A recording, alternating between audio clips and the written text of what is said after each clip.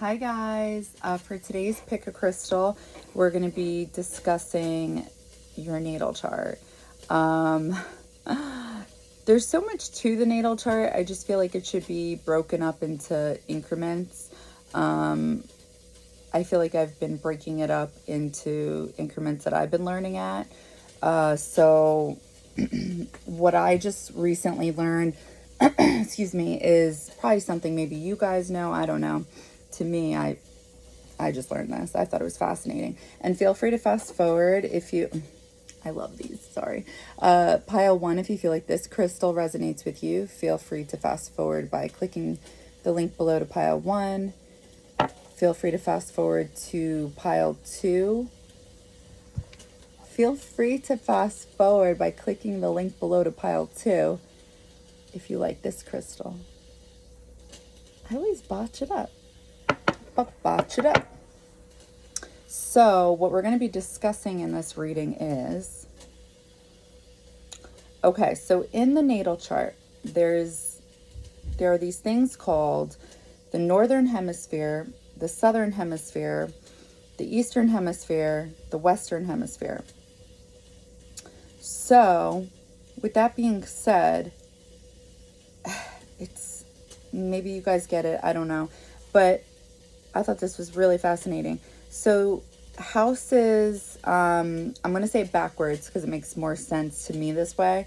And I do learn differently. So I'm sorry if this confuses anyone. But houses 10 through 3, 10, 9, 8, 7, 6, 5, 4, 3. This is considered to be the Eastern Hemisphere, otherwise known as the Aries section. And then houses 9 through 4 is considered to be the Western Hemisphere, otherwise known as the Libra section. So what's interesting about this is if you have a majority of your planets in your natal chart in houses 10 through 3, you may find yourself to be independent, so self-assertive, free will, initiating, pioneering, motivated, take charge, and action-oriented. And I thought this was funny because I'm an Aries, and anytime, because I've always been into astrology my whole life, I would always wonder, I'm like, anytime I saw the word independent, even as a child, I'd be like, I just don't feel like I'm independent. I just don't feel like I'm independent. Even though I do independent things, I never felt like I was independent. Because I have a majority of my planets in the Libra section, otherwise known as codependent. Codependent, relationship-oriented.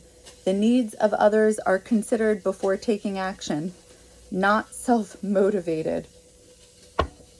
So, these are things that are huge in regards to if you have a majority of planets in the Eastern Hemisphere or the Western Hemisphere.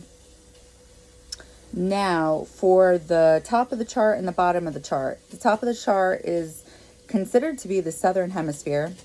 And then the bottom of the chart is considered to be the Northern Hemisphere. So the top of the chart, if you have a lot of planets over here, this is what people see about you, these characteristics. So wherever these planets are in these house placements, so if it's Aries, planets, I don't know, whatever, Scorpio, Libra, whatever, people see this about you. Now, if you have a majority of these planets at the bottom of the natal chart, these are things nobody sees. Thought that was so interesting. So, with that being said, which means you're a private person.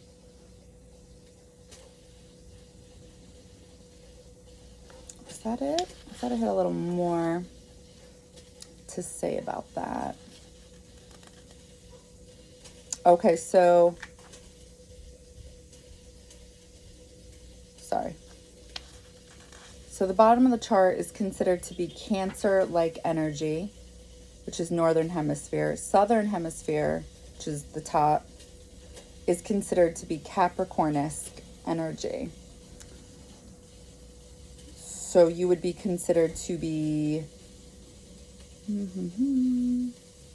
Ambitious, career-oriented, want fame, recognition, objective view of life, very active in the outside world, having a broad material values and goals.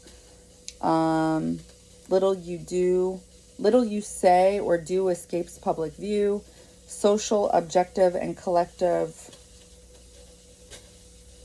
portion. I don't know what I wrote. Sorry, can't understand my handwriting. Connected with outside events, whether they are personally affect, whether they personally affect you or not. And then, hey. And then for the Northern Hemisphere, and then we'll end it on that note. Shit.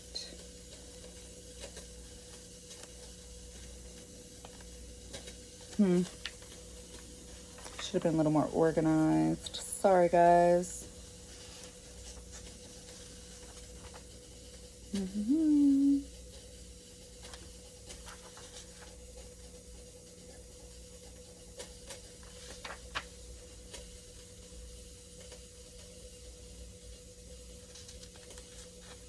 Let's see. Oh, evidence in the process of realizing who you are.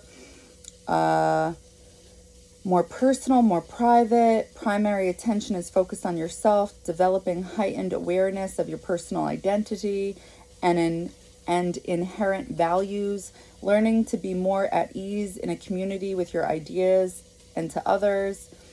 You need more time alone than other people in order to stay in touch with your own identity and experience yourself personally, and to recognize your own impulses, and learning to discern where and how to appropriately assert yourself. So I thought that was interesting, okay? So we are going to discuss your hemispheres, I guess, pretty much. All right? So we are going to move ahead with pile 1. What up? All right, pile 1. Let's channel your planets in your Eastern Hemisphere. How do these affect you? We're going to pull a card from here. How many do I want to pull? 2. And then I'll pull 2 clarifiers. Eastern Hemisphere.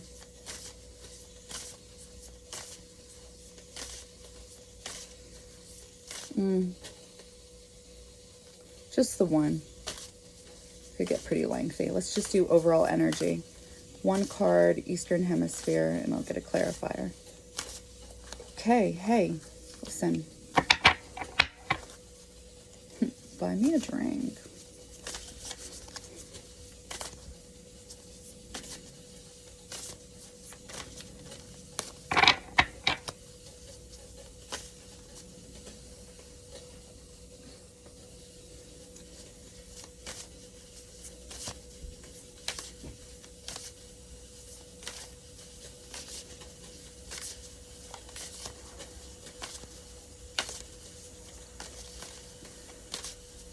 Overall energy for pile 1 for Eastern Hemisphere.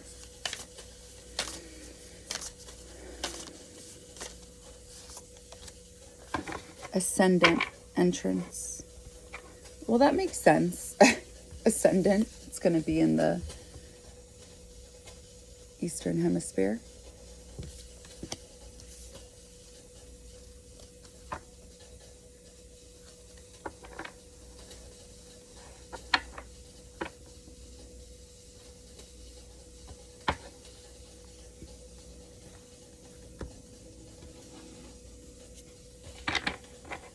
All right, let's get a clarifier. Right.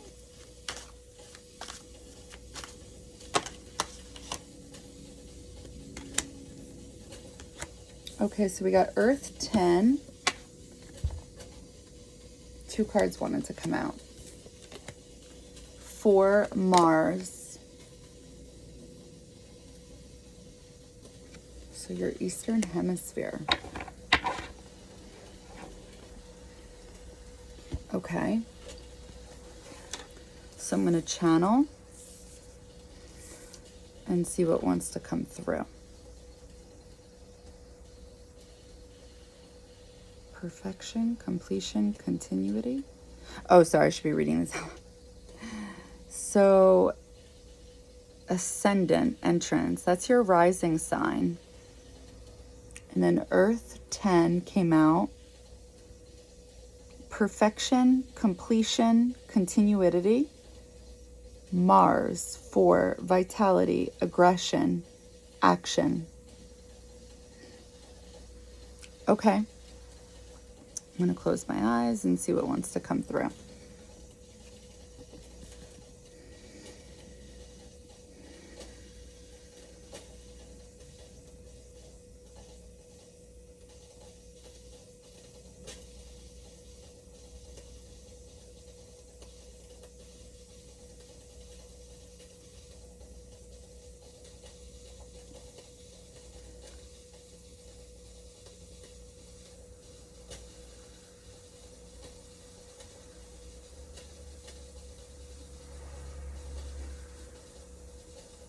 I feel like oh,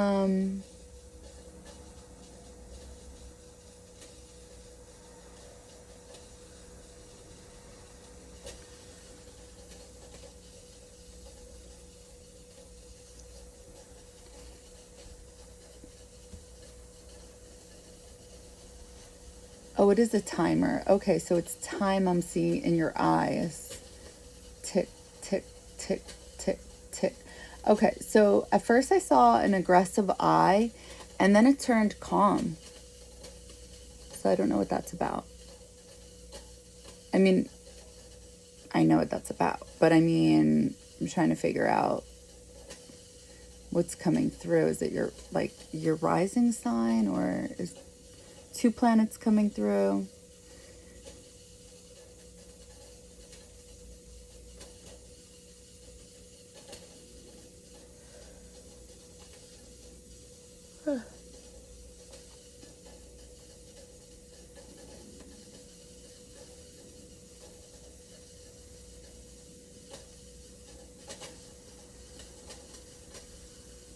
Movement, kind of bumpy movement, like, what do they call those? It's like a railroad crossing, but there's some missing on the railroad, like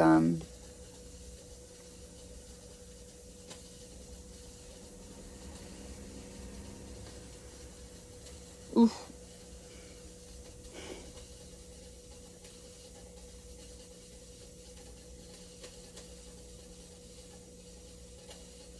So what I'm seeing is what's supposed to represent a train, but it turns into some type of other moving vehicle, but it's like something was wrong with the tracks. Like it was missing a few, I don't know what type of train tracks I'm seeing, but it's like the old ones, like the very old ones. Like I'm envisioning wood or something, I don't know, with metal. And it's like a few pieces are missing, so it like goes off the tracks, and the wheel is like doing one of those, I don't know, 360s, and it's like dirt is going everywhere, splattering. And am I seeing boobs? What the hell?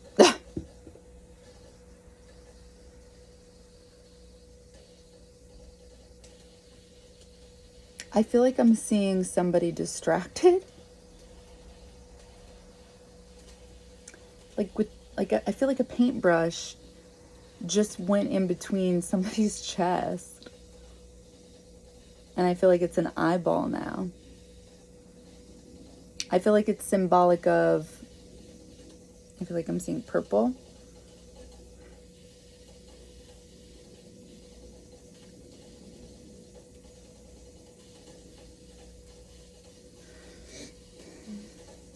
I feel like you get distracted, you lose focus, So you're not able to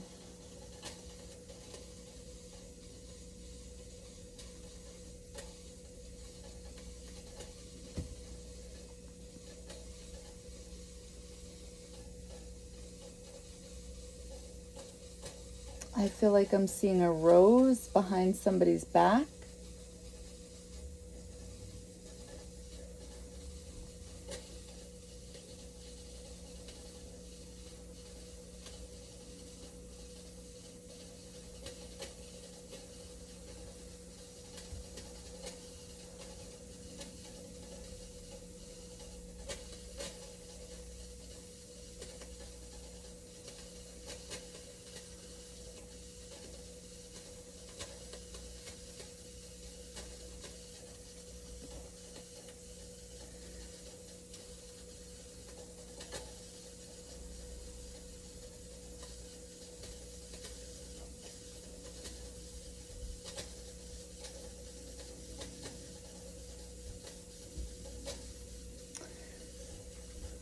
I feel like I'm seeing you hold on to something. Something to do with your heart.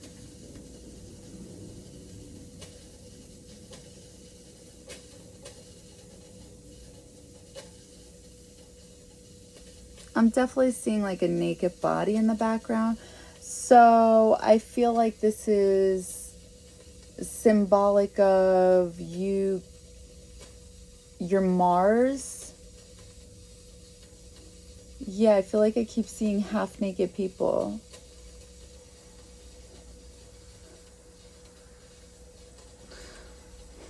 Okay. Let's go back to the cards. Vitality, aggression, action. Okay. Ascendant, entrance. Okay. Earth, 10.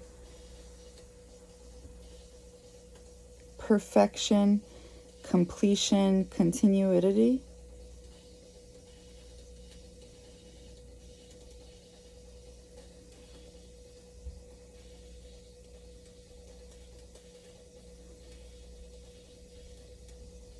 Okay, so let's read the books.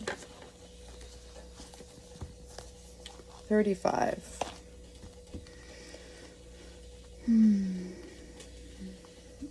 In a natal chart, the Ascendant tells a story about how you walked into this life at your birth and how you walk into any new situation. It describes the door through which you see the world and the world sees you, your filter system, and hints at your awakening consciousness. The Ascendant, also known as the rising sign, describes the degree of the zodiac just coming up over the eastern horizon at the moment and place of your birth. Action. How do you see the world? Take a long look at the assumptions and presumptions through which you filter your experience of reality. Really look at how your privilege, trauma, or certain attributes of your history can distort the reality of the moment. Do what you can to dismantle those obstructions so you can see the whole view. Open that aperture. Conversely, look carefully at the signals you send off. Do they match your intent? Do you say you're fine when you really need a hug? Are you trained to sound modest or apologetic when really you know what you're doing? Do you act like you know what you're doing when you don't? Notice what you project onto the world and take responsibility for how you are seen. The Ascendant is where you become visible. If this makes you nervous, investigate what needs to be healed or where you need to grow your confidence in order to feel comfortable being seen. If you are asking about a project, look for what needs to be repaired or improved before you hold a press conference. Challenge. The front door is only one part of the house. Be willing to look beyond appearances and into the heart. But don't count on others' ability to do so. Gift. Over time, your reputation is built on what you do, not how you look. I was going to say, you took the paintbrush in between somebody's titties. So I feel like that's going back here, the challenge. The front door is only one part of the house. Be willing to look beyond appearances and into the heart, but don't count on others' ability to do so. The front door is only one part of the house. Be willing to look beyond appearances and into the heart, but don't count on others' ability to do so too.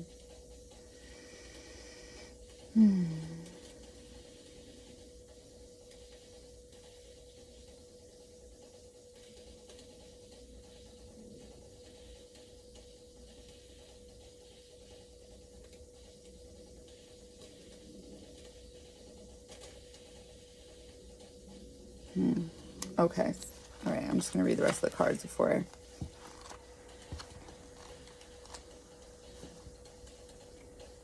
I say anything. Earth 10. Cercinus and Crux are two of the 88 modern constellations. Cercinus refers to a compass, an instrument used for drawing circles and arcs. The circle is one of the most widely recognized symbols of completion. Cycles and perfection.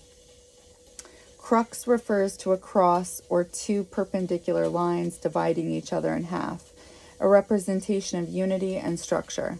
Both Cercinus and Crux are among the most ancient human symbols, appearing continually in cultures around the globe, and have elements in symmetry and beauty within their form. Together they form the astronomical symbol for Earth.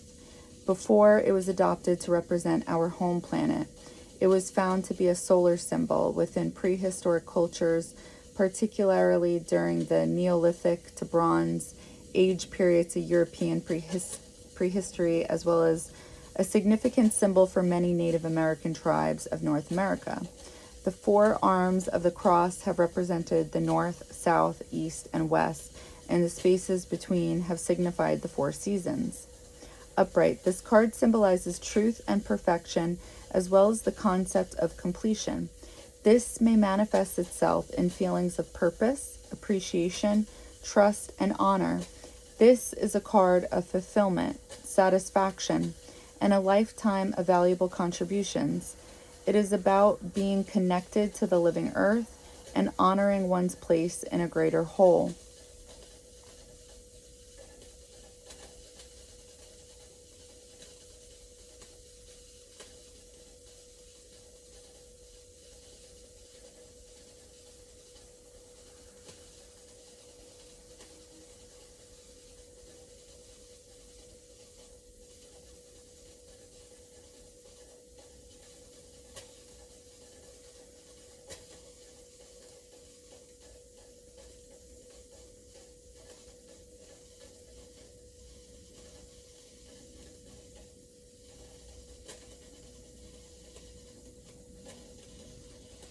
Oh, sorry.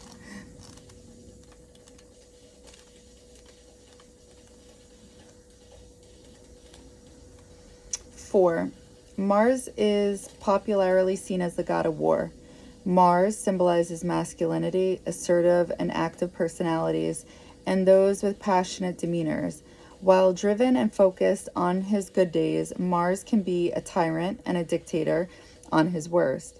He is directly linked to the element of fire and its passionate, action-oriented, authoritarian nature. Mars is connected with the concept of masculine energy. There are 6 masculine archetypes associated with the divine masculine: the god, the king, the priest, the warrior, the lover, and the sage. With Mars, one can better attune and connect to those archetypes and their corresponding concepts of genuinely knowing, stewardship and manifestation, spiritual facilitation, and selfless service, sex and sensuality, and the appreciation of wisdom and synchronicity. In a reading, one receiving the Mars card may soon meet new projects with renewed enthusiasm and an energetic approach. Competitive activities may seem playful, and victory may appear not only achievable, but practically inevitable. The Mars card is active and full of vitality and outdoor adventures, or activities involving physical labor may also be a great change of pace. Now is a great time to set aggressive goals and allow oneself to conquer them head on with confidence.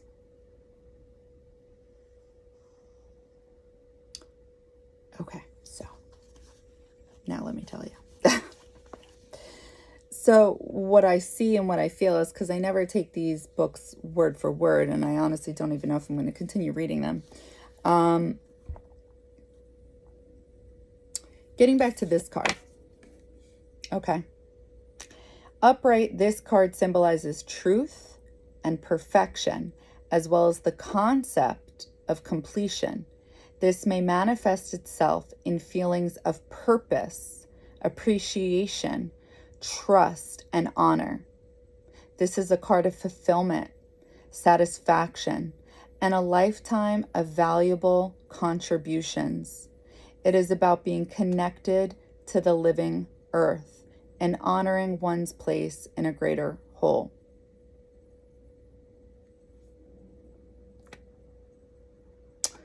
So,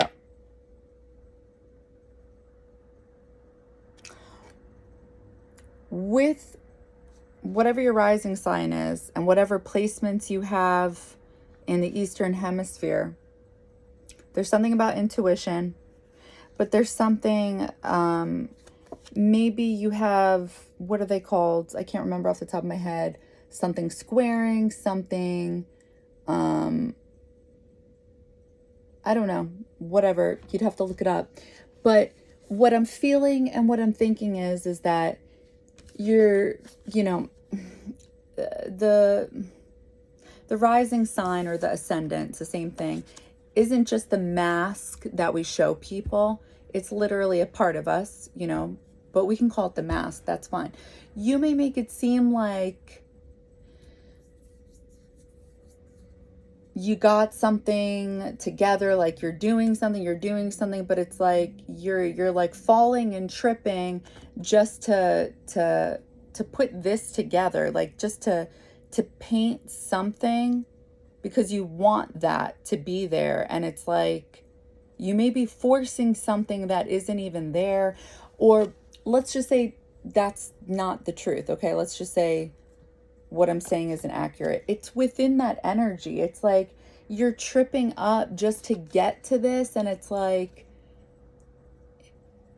it's not what attracted you to this. It's like it was the looks. It wasn't even the heart.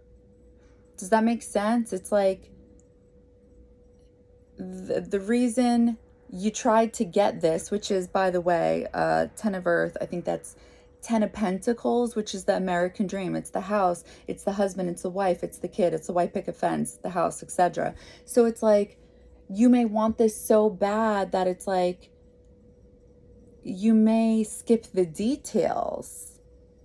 So if I may be somewhat off on what I'm saying, but it's like you're fitting something very similar to this energy, what I'm picking up on. So it's like you may be painting something, you may be making somebody out to be something they're not, just because you want that so bad. But it's like you can't do that. You may be going for just looks and then trying to make the American dream out of it because you're attracted to them based off of sex. Definitely, I'm going to be honest with you. It's like you were going somewhere and then it's like you got derailed because of sex. And then because of sex, you started painting something. You tried to make something of it. And it's like, really? That's not what it's about. But that's part of your thing, like it's literally probably in your chart somewhere.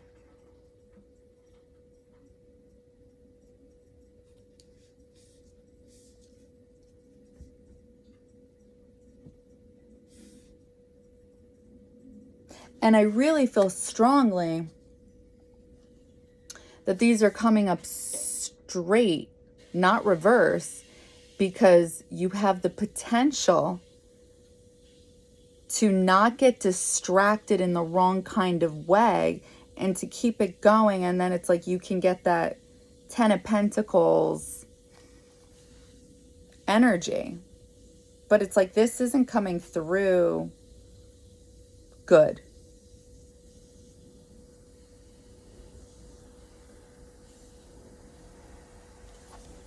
Okay, so let's move on to the Western Hemisphere. How does your Western Hemisphere, how do the planets in your Western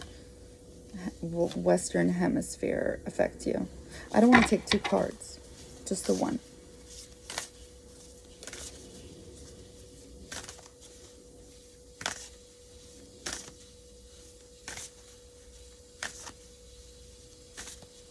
You see also, because you see the eye is blind, like it's only one eye. I feel like that just leads to disappointment every time.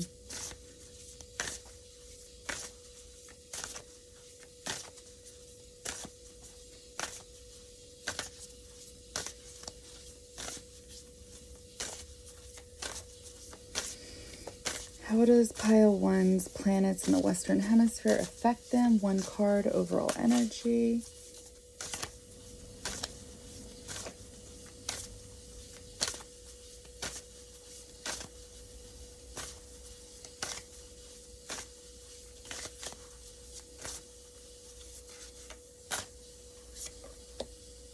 Pisces, sensitize.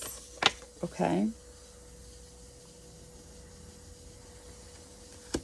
Let's get a clarifier. Open this bitch. Why is Pisces here? If I could just get the 1. Oh, this one wants to come out. The High Priestess, pile 1.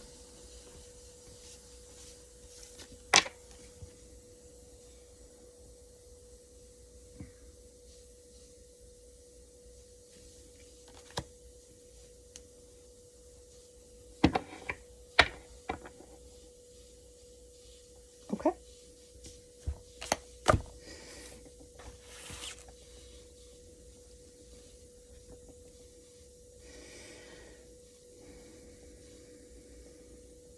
Why is Pisces here?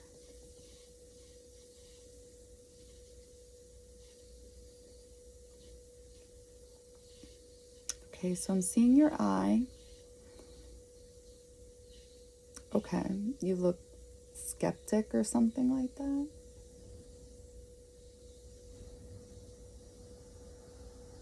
And there's like a lot of light, but what are you looking at?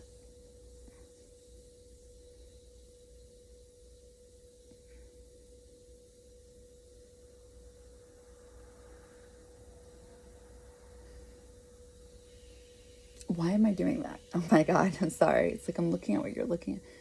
The stars, the sky, but you're looking at something. What are you looking at? You're looking at someone.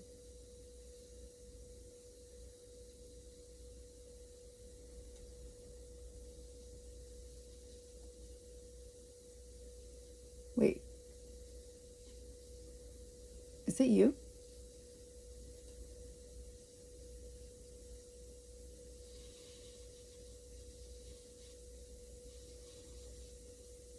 Why am I seeing a fan?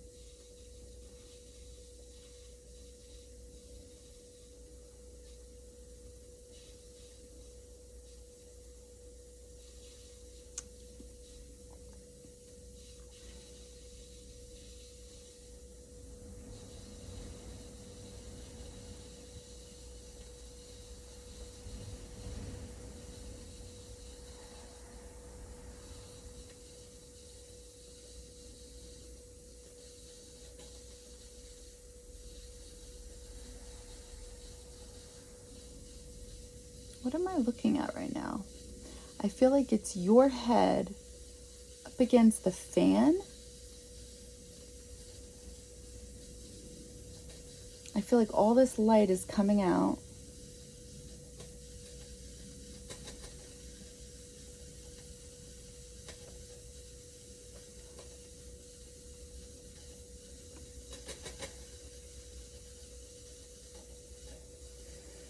I feel like I'm seeing a dog. So somebody loyal, somebody trusting is talking.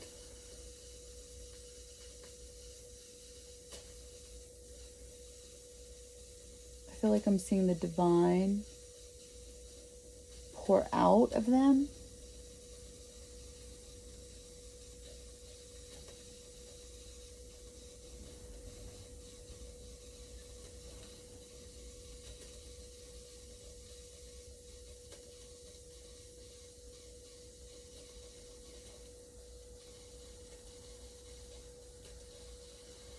And the pouring is going through a door, the bottom of a door.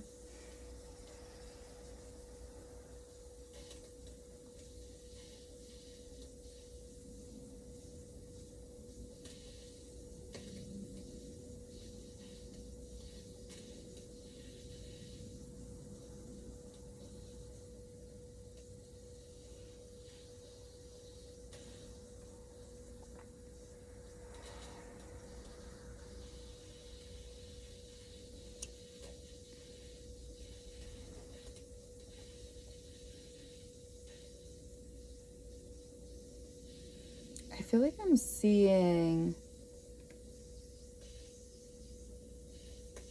key holders, and they're like the same though. Like I see they hold 3, and then I see 3 in the background.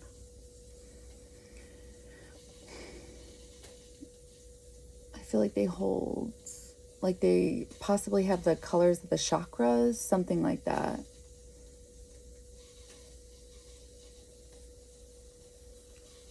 Key holder, key holder, key holder, key, the key, the divine, loyal. Okay.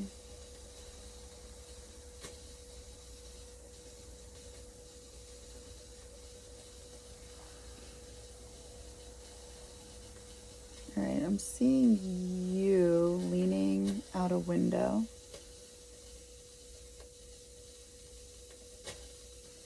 I feel like I'm seeing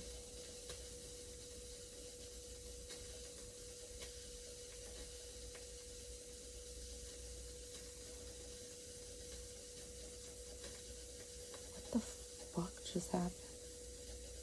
I feel like one of your spirit guides put like one of those circular things over your head, like a floral thing. Oh my God.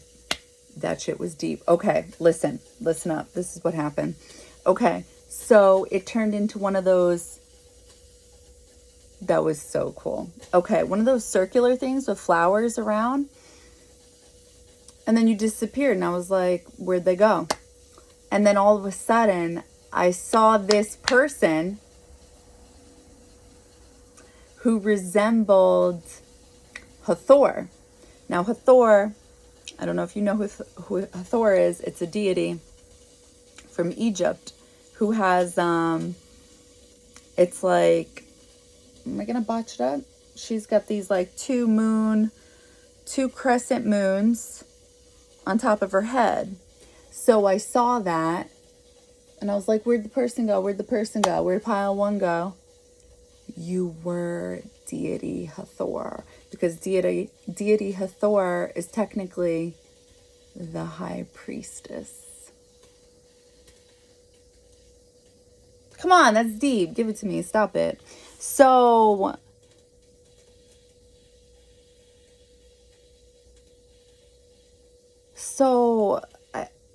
okay. Let's just read the cards. Read the cards. That was sick. I love that shit. Sorry. Okay. I love that. You are the best. Okay. And I love it because it's Pisces. It matches. Sorry. The symbol for Pisces is 2 fish, usually swimming in opposite directions. Pisces rules the feet and resonates with wetlands. streams, and ponds. Ruled by expansive Jupiter in traditional astrology and by intuitive Neptune in modern astrology, mutable water sign Pisces calls us to sense our dreams and intuitive perceptions for the trickles and streams of understanding. The sun shines in Pisces February 20th through March 20th. Action. Pisces asks us to swim in the ambient pool of emotion and be moved to compassionate action. With Pisces, think of a vast watery landscape with streams meandering over fields, through ponds and swamps, where the different elements and diverse species flow together in one subtle, boundaryless, and fertile landscape. Appreciate all the diverse voices in the situation and take them as tributaries to your river. This complex ecology has so much more to say and is so much more robust than any simple monoculture. The situation you are facing is also subtle and complex, but that is its strength. This moment calls for finer perceptions, a more sensitive microphone. Be as aware of other people's feelings as you are your own. But know whose feelings are whose. Track carefully what you soak up from others and what is true to your own wellspring. Learn to honor a twin perception that we are both individual cells with our own work to do and that our cells are embedded in the body of creation. Healthy boundaries help us do our individual work. Spiritual practice can help us shift our perception from the cell mind to our role in the body of the one. Challenge. Pisces permeability can leave you lost in a swamp, amorphous, wondering whether your sadness is your own or if it has been sponged up from your surroundings. Empathize with others, but don't try to carry everyone else's pain for them and double the burden. Gift. Tune into a healthy ecosystem with Pisces sensitive perception. We are all cells in the body of the one. Healthy individuals contribute to the health of the whole.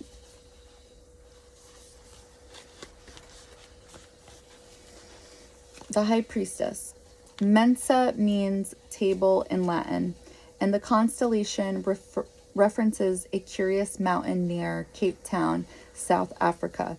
Table Mountain has its own local mythology, which connects the flat-topped, cloud-shrouded mountain and the souls that brave the waters where the Indian and Atlantic Oceans meet. Table Mountain's magnetic pole was said to have had such a pull that it veered ships off course, often running them aground against the rocky coastline. In a reading, an alluring, mysterious force may be subtle, calling to one's subconscious. Taking action may seem pertinent, even without good reason. The nuanced call of Mensa beckons from somewhere within one's body, within one's dreams, or via an inconspicuous source. The power of one's intuition becomes an essential tool in matters of personal, financial, emotional, or physical significance. Use of one's inner compass to guide the way may be especially necessary at this time. You know why, Pile 1? Do you know where I'm going with this? Because you're psychic! So, the High Priestess, it's all about intuition, it's all about psychic abilities, which is the obscure. If it's in reverse, it's about manipulation, but nothing was coming through with manipulation. So, and here's that duo energy with the two fish on the card, which is exactly what I was seeing. It's like the divine is trying to guide you this time in regards to your intuition. And you are the High Priestess. So I love that. You may not be in touch with this because it's like, I remember when I was told I was psychic, I was like, no, but thank you. And, everything else was always like pretty much on point with the other readings. everything was on point with other readings, but I was like, I'm not psychic, I'm intuitive. And then, you know, weird stuff kept still being weird, and then I was like, okay, let me just entertain it. And it just turned out I was blocking it. And you know, those chakras, they're very real. So you could be blocking this with your crown chakra. You know, it's just like manifestation. If you don't believe it to be true, well, then it's not. You could just be saying the same thing. You're a very intuitive person. And that's fine. If that's what you feel comfortable with, then just stick with that. But that's not what's coming through. So, you can also see, not that I really like believe in that 100%, the psychic placements in one's natal chart, and not that I really remember it off the top of my head. But I believe, you know, it depends on where your Neptune is, if you have a water moon. I forgot what the third placement was. Is it Pluto? Maybe Pluto? I don't know. But, yeah, I think, so maybe check those out. And if you have them, then that's great. I think I had like 2 out of 3 or 3 out of 4, something like that. So I was like, I don't know. I didn't really care for it, a few of the articles. But maybe that's because I didn't check off all of them. And I was like, well, I know I am, so fuck you. Okay, so Northern Hemisphere, which doesn't make sense to me, but whatever. All right, how does your Northern Hemisphere, how do the planets in your Northern Hemisphere affect you?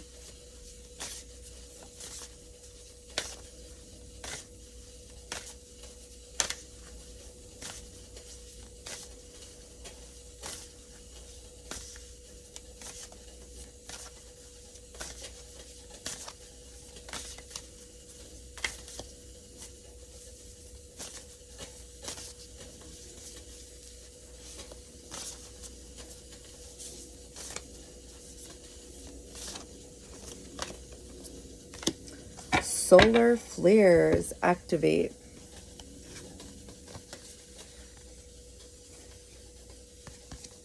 All right, let's get a clarifier. Clarifier.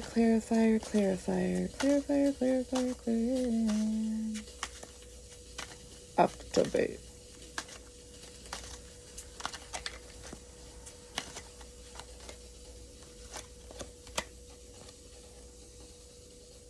Dedication oath symbol. Coma Berenice 8 fire. Reverse.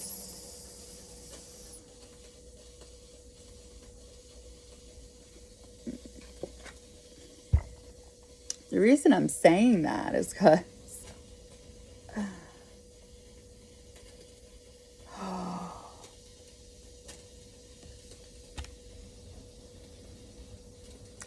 because I would look at your northern, I don't know why it's not the southern hemisphere. It's really throwing me off. This is the crown chakra. Let me show you. You see this? That's her head. And she's cutting off like her hair. But this is 8 of Wands in reverse. This is, well, when it's channeled, it's the crown chakra that needs work. And then this is activate. And now we're referencing the northern hemisphere, which is all about self-awareness. And we just talked about psychic abilities. In order to, if you don't have these gifts, or if you're not in tune with these gifts as a child, and then it's like you get them later on or activate them later on, or you're having like weird experiences with them, you may not get full access to them if your crown chakra is blocked. And I just said that, and that is literally what's coming through for you. So I would check out to see if you have planets in your northern hemisphere. And if you do, how many? Because that references your self-awareness, which is the crown chakra. All right, let's see what comes through. That's insane. I can't believe that just came up. That's sick. Dedication, oath, symbol. I mean, you could just maybe not be interested, which is fine, but I don't know. It's coming up for a reason. How does the northern hemisphere, how do the planets in pile one's northern hemisphere affect them?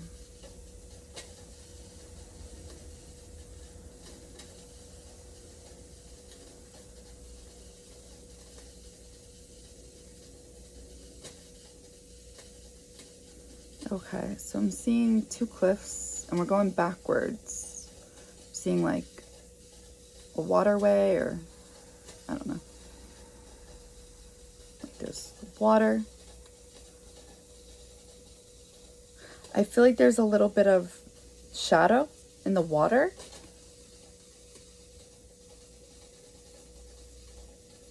I feel like I'm seeing you.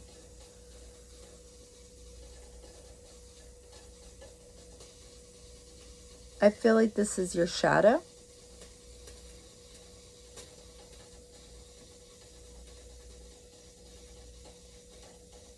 I'm seeing a bunch of people come out behind a curtain.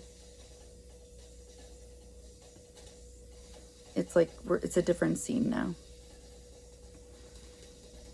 We're going behind the curtain. Everybody's here.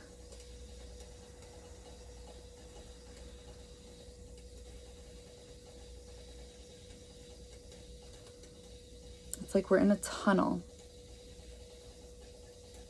It's like we're part of a group. Everybody's wearing the same things. And it's like everybody's connected in the mind or something like that.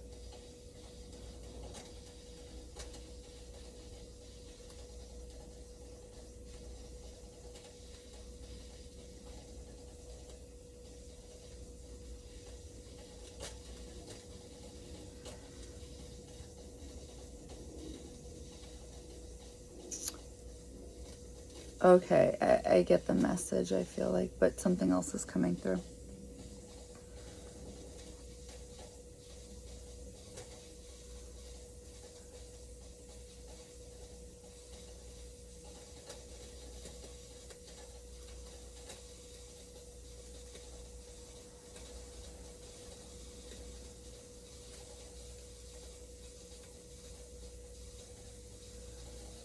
Oh my gosh.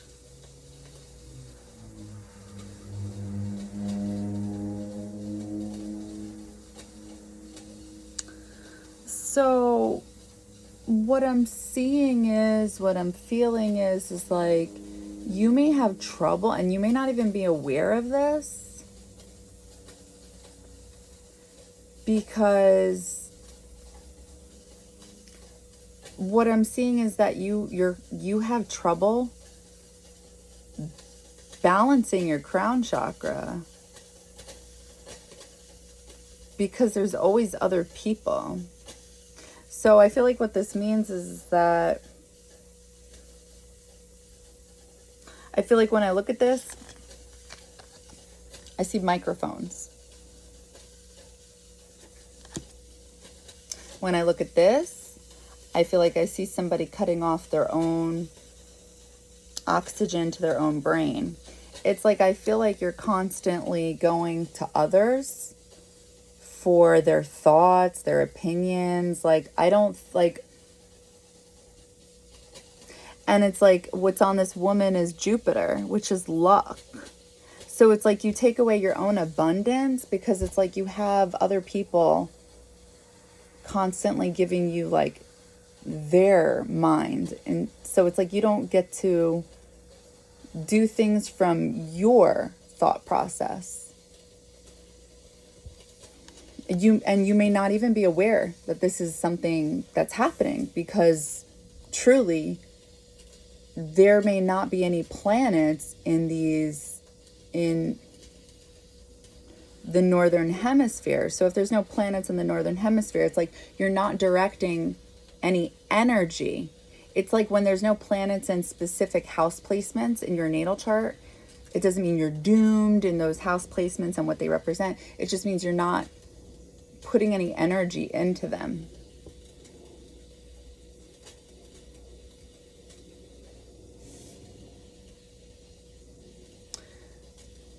So it's like your crown chakra is coming through as being distorted because your crown chakra is not balanced, because you're coming through as having other people's thoughts and opinions in your own mind. So like when things happen,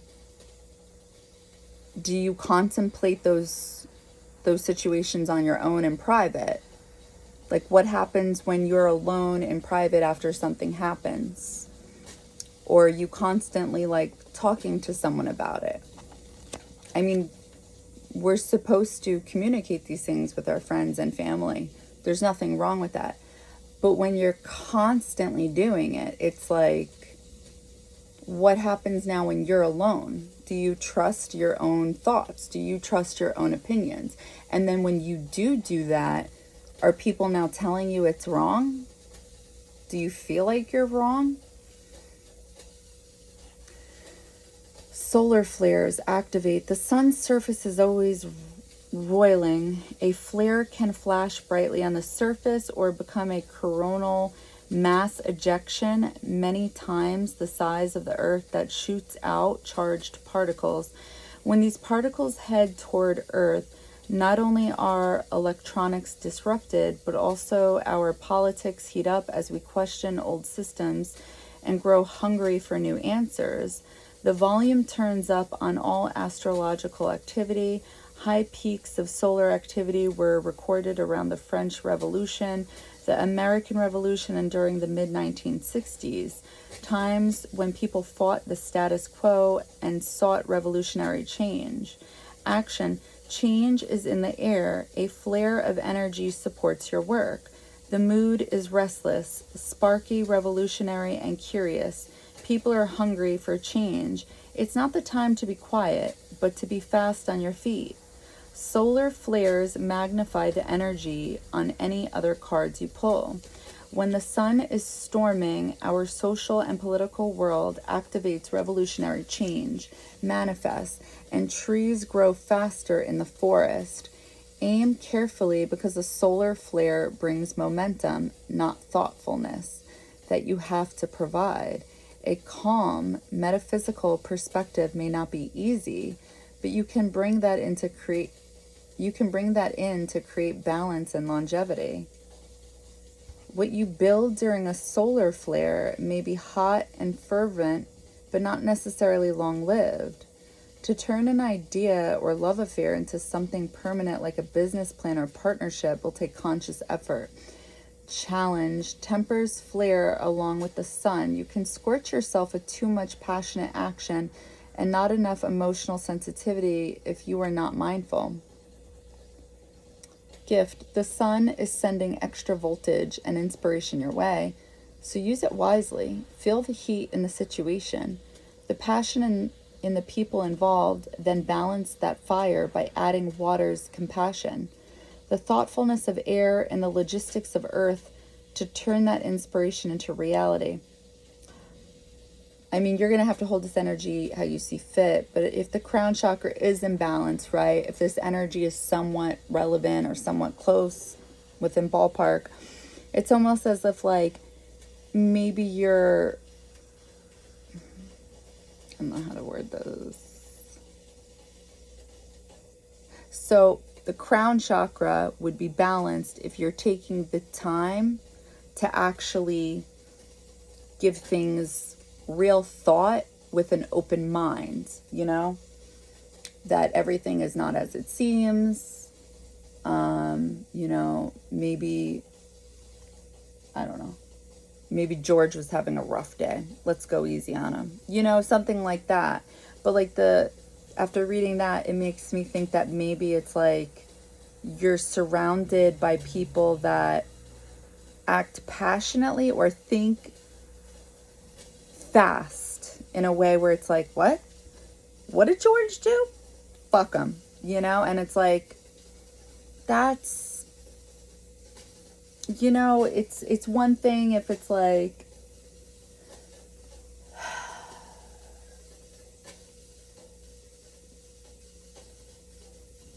I feel like it's got to take a lot to do some, it's just, I'm not picking up on deep thought when it comes to things that require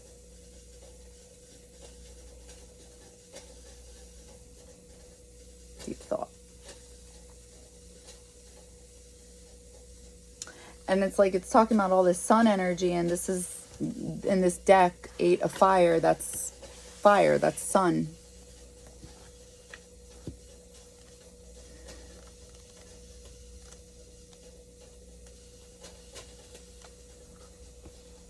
The constellation Coma Bernice, or Bernice's hair, is in reference to Queen Bernice II of Egypt when King Ptolemy, I don't know, the third, Euergetes was off fighting the Seleucids. Bernice swore to the goddess Aphrodite that she would sacrifice her cherished hair so long as her husband returned safely.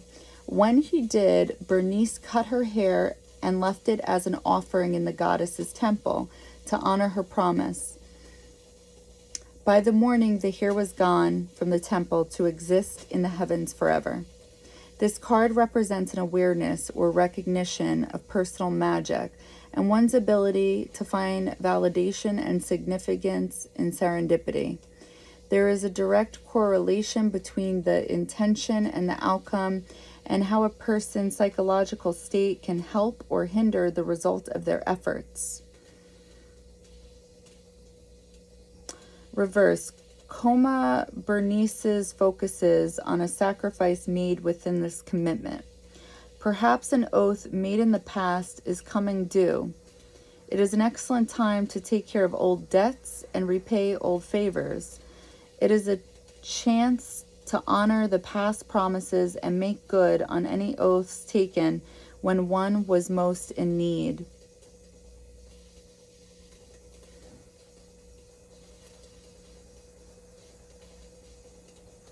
So, you know, you could also take this energy as that maybe, you know, when I say that maybe people that you talk to, whatever, maybe the difference is, let's say you're feeling some kind of way. They may not feel that way as well. You know what I mean? Like, for example, me and my mom, love her to death. And it's so funny because she's a Taurus, which Taurus is ruled by Venus. It's love. And, you know, she doesn't understand.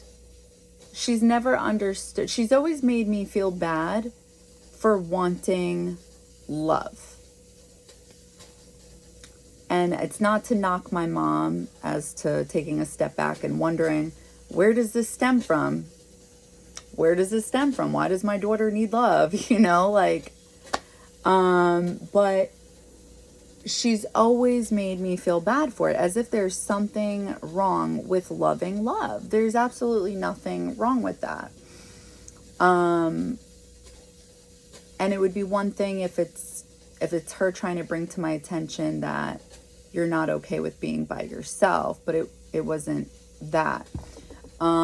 It's just like, it's kind of cold, you know, it's kind of like she would come off as something's wrong with you, you know, but she wouldn't word it like that, you know, but it would just come off that way. Like, what's wrong with you? So it's like, that's the best type of example I can give you in regards to very similar energy of what is coming through for you, that like your crown chakra is kind of coming off balance, because it's like whoever you're talking to kind of puts you in this. And when I say puts you, a higher perspective would be you're allowing your energy to be changed based off of other people's perspective of whatever it is you talk to them about. It's like you're just very, I don't want to say like easily persuaded, but it's just like whatever these topics are that you talk about, what would you think about of these topics when you're in your room by yourself? If you were conversating with yourself, what would you say back to you? Would it be the same things these people are saying? Because for the crown chakra to be blocked, it's telling me no. So that's just something to think about, something to be open about, something to think about. And if your response would be, don't know what you're talking about, or no, I would highly recommend looking at that natal chart and checking out the northern hemisphere. See if there's any planets there and how many. Okay, southern hemisphere. Ooh, this one wants to come out.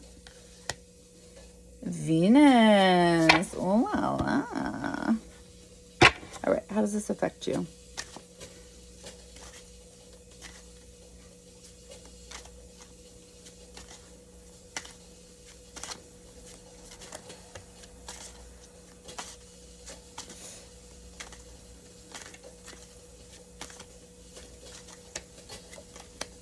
I was just about to say I got a weird feeling because the first thing I saw was the bee. I don't know why. It was like the first thing. Yet look at all this beautiful imagery. I saw the word Venus, but I didn't really look at the imagery. But yet the first thing I saw, and then look what comes out here. That's not Venus-like. 9 of air. Lupus, secret dealings, rumors, provocation. Sunny, what the fuck? Provoke.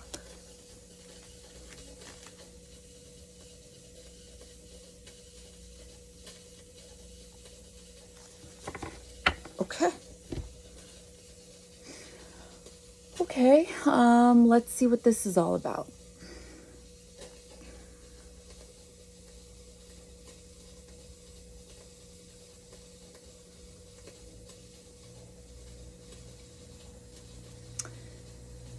How does pile 1's southern hemisphere? How do the planets in pile 1's southern hemisphere affect them? I'm seeing purple.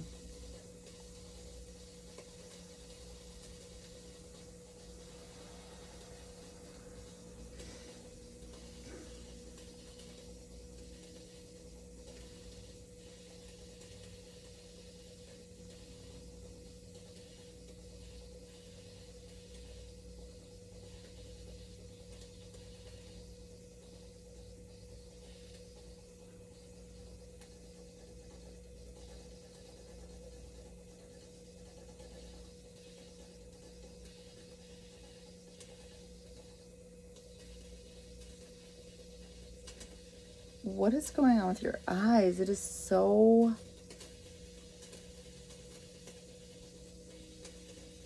Oh, it's supposed to be yin yang. Rolling though. Why is it just... It's like your eye is a ball. Like it's just... Like it won't stop. Like it's a slot machine. Oh, it is. It's a crescent moon. Then it's a... Everyone, bets in. What's it going to stop on? Okay, so this is a message within itself. What is...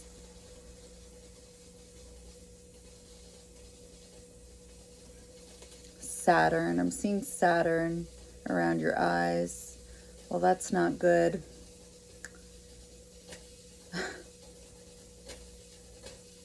I'm seeing purple. I'm seeing Saturn. I'm seeing your eye act like a slot machine with yin yang. So it's almost as if like you want balance, but you can't give balance. or it's happening with your eyes. It's like you're looking for balance, but you can't find balance.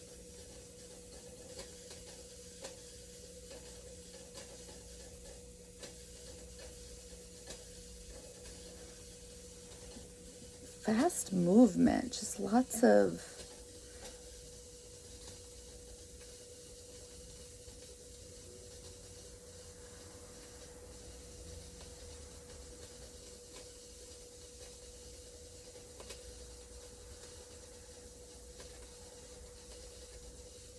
whoa. I feel like I saw, what do you call that? What do you call that? Where the things are coming on a machine. Anyway, I'm going to open my eyes for a second. It was, can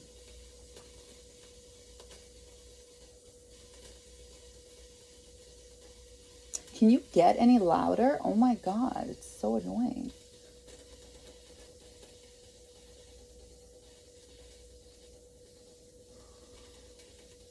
I hate that bothers me now. I forgot the word. Anyway, the thing where they have at those warehouses, and it looks like that, and food will be going, and it's, and it's boxes or some shit. And it was something, and then you just went, you just pushed it all off.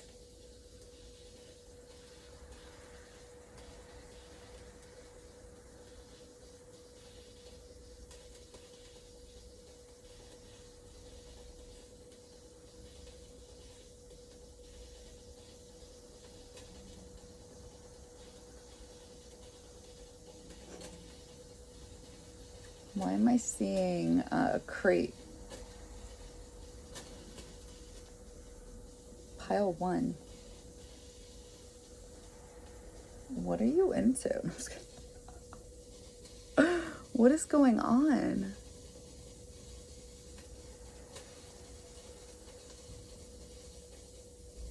Crate.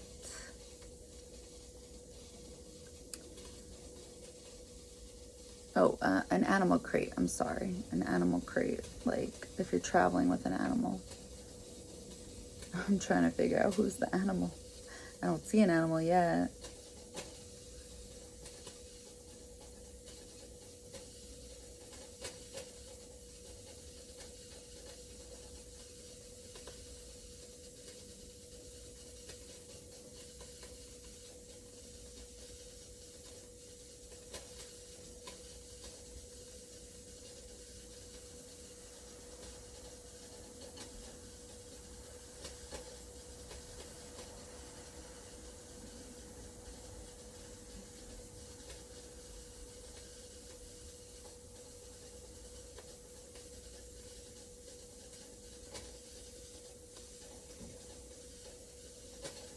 I feel like the energy is like trying to get out, trying to escape.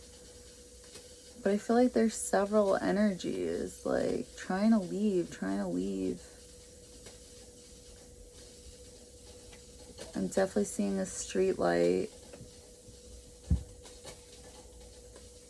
So it's definitely the message, like trying to escape. But is it you or is it people? Because I almost feel like you're watching this.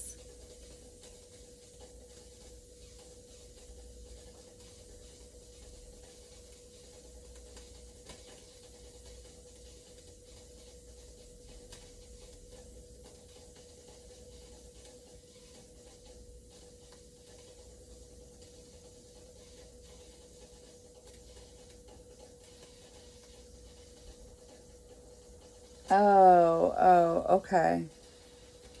Unless I'm misunderstanding it.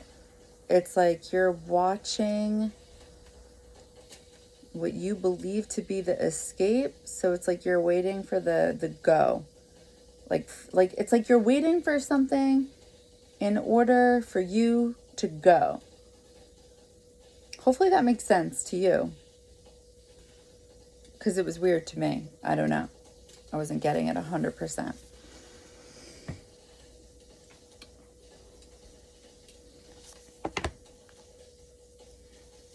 Okay, 21.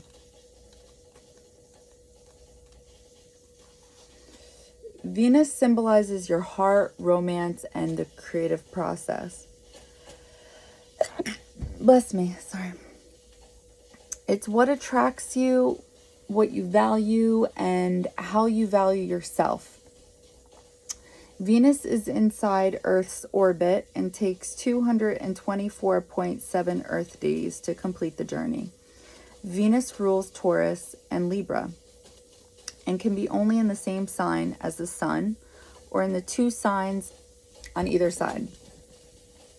Venus is one of two planets who appear to rotate backward. An apt symbol for your heart's unique path, it rotates so slowly that one side is always boiling, the other side cooler. Love blows hot and cold.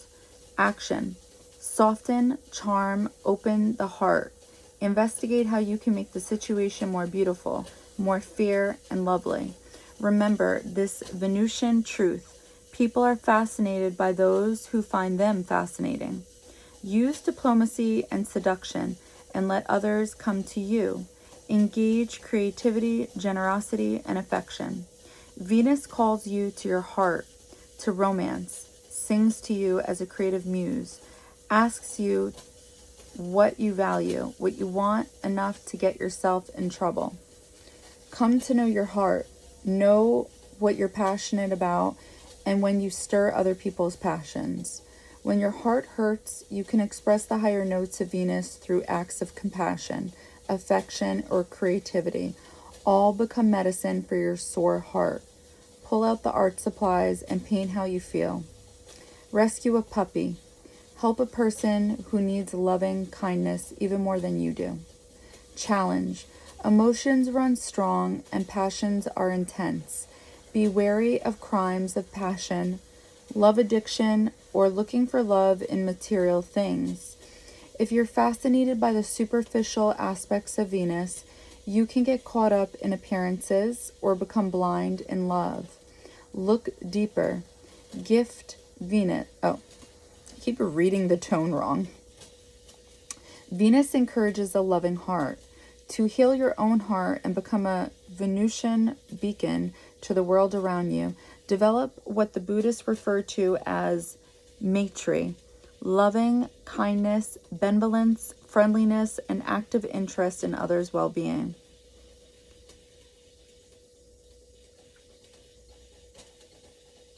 Ooh, I feel like that's a message. This is the second time we're seeing it. If you're fascinated by the superficial aspects of Venus, you can get caught up in appearances or become blind in love. Look deeper. Yes, pile one. There's something up with that with you.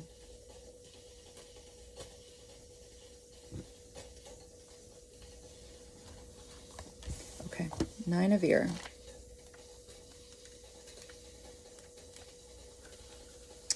King Lycaon famously challenged Zeus to see if he was truly omniscient by serving the god roasted human flesh.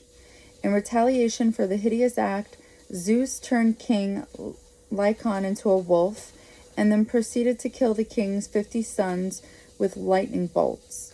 The constellation Lupus depicts King Lycaon after his transformation. Wolves know the precise order of their pack hierarchy, but every now and again, a wolf will test their leader to confirm or challenge its authenticity. Its authority. Lupus is a card of secretive dealings, provocation, and underhanded hostility, but not without retaliation. This is a card of skepticism, anxiety, and doubt that may be the catalyst for the underhanded anxiety and doubt that may be... I'm reading the same fucking line again. This is a card of skepticism, anxiety, and doubt that may be the catalyst for the underhanded actions mentioned above. Uncertainty or dissatisfaction can often lead a person to challenge their perception of someone or something. Reverse. This card symbolizes an aggressor's secret actions and anxieties being exposed, but not in the most straightforward manner. Up front, confrontation may be necessary to stop things from escalating. In both the upright and reverse positions, it is smart to be skeptical of any rumors that surface at this time. It may be impossible to be a silent witness to the skirmish, so one's actions as arbiter may be necessary before either gets too extreme.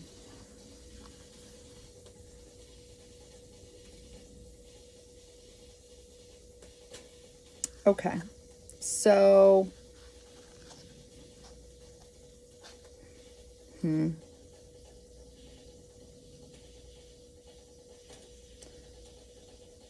I almost feel like this line right here, wolves know the precise order of their pack hierarchy, but every now and again, a wolf will test their leader to confirm or challenge its authority. Remember I said I felt like I couldn't tell if it's you trying to get out of this animal crate, whatever, but it's like several animals trying to get out, and it's like, then I realized it's like, I think you're watching it, and it's like, then there's like a street light and you're waiting for the go ahead, like to get out. It's almost like a test, like you do something. It's like a setup. I didn't like it. I didn't like the feeling of the vision, and I almost feel like that's why I saw the bee. I mean, look at this shit. Does this look like Venus? Does this look like fucking Venus? No. 9 of air. Air is mental energy. It's Gemini energy. It's Aquarius. It's who else?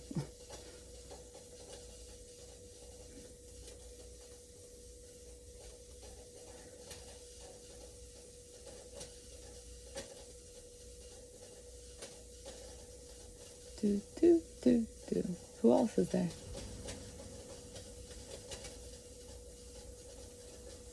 Who else is there? What, there's Virgo.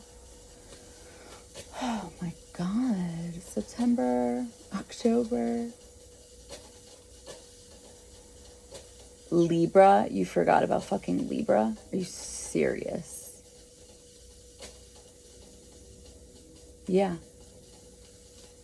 Okay then. So, that's what we got.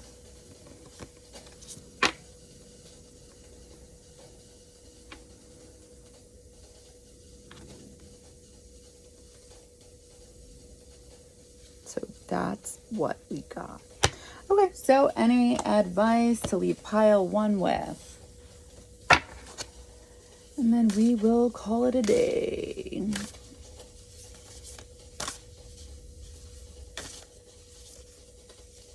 Just the one.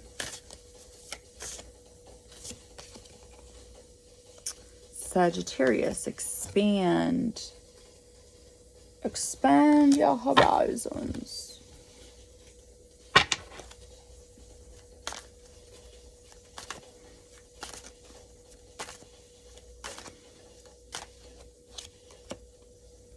Aquila, Queen of Air.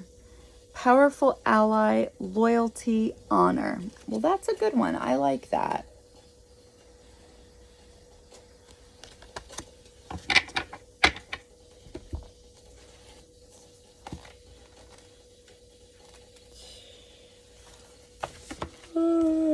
Sorry.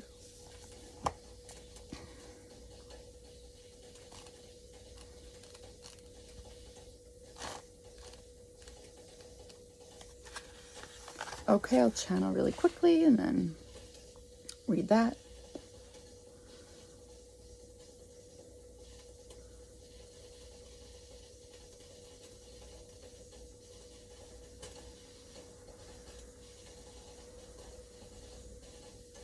I don't know if it's a box opening up or a building opening up.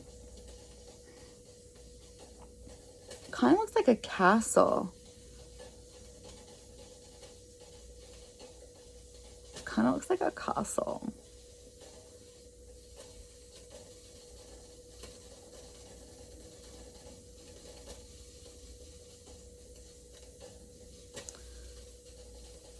Oh, I was just about to say that. Okay. So, I don't garden, but it's like, I feel like these are those little squares you could buy that they sell, where it's like dirt, and it's like there's a little bit of a plant. And I feel like that's what I'm seeing inside this castle, filling this shit up. And it's like somebody's doing this, and I guess they're sprinkling seeds or water, whatever you do.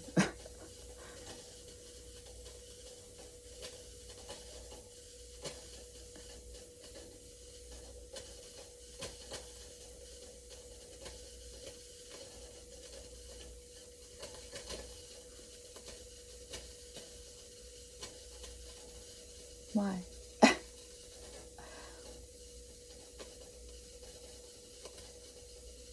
I should have just ended the note there. So then as we were like leaving the scene, it was going out on the outside of the castle. And then it's like I saw somebody guarding the castle from the inside looking out. But it's like somebody was wearing this mask, like watching the inside of the castle. Like they were just like something like that. Okay, so Sagittarius 9, expand. Sagittarius asks us to think big, travel far, and use our restlessness and curiosity to create.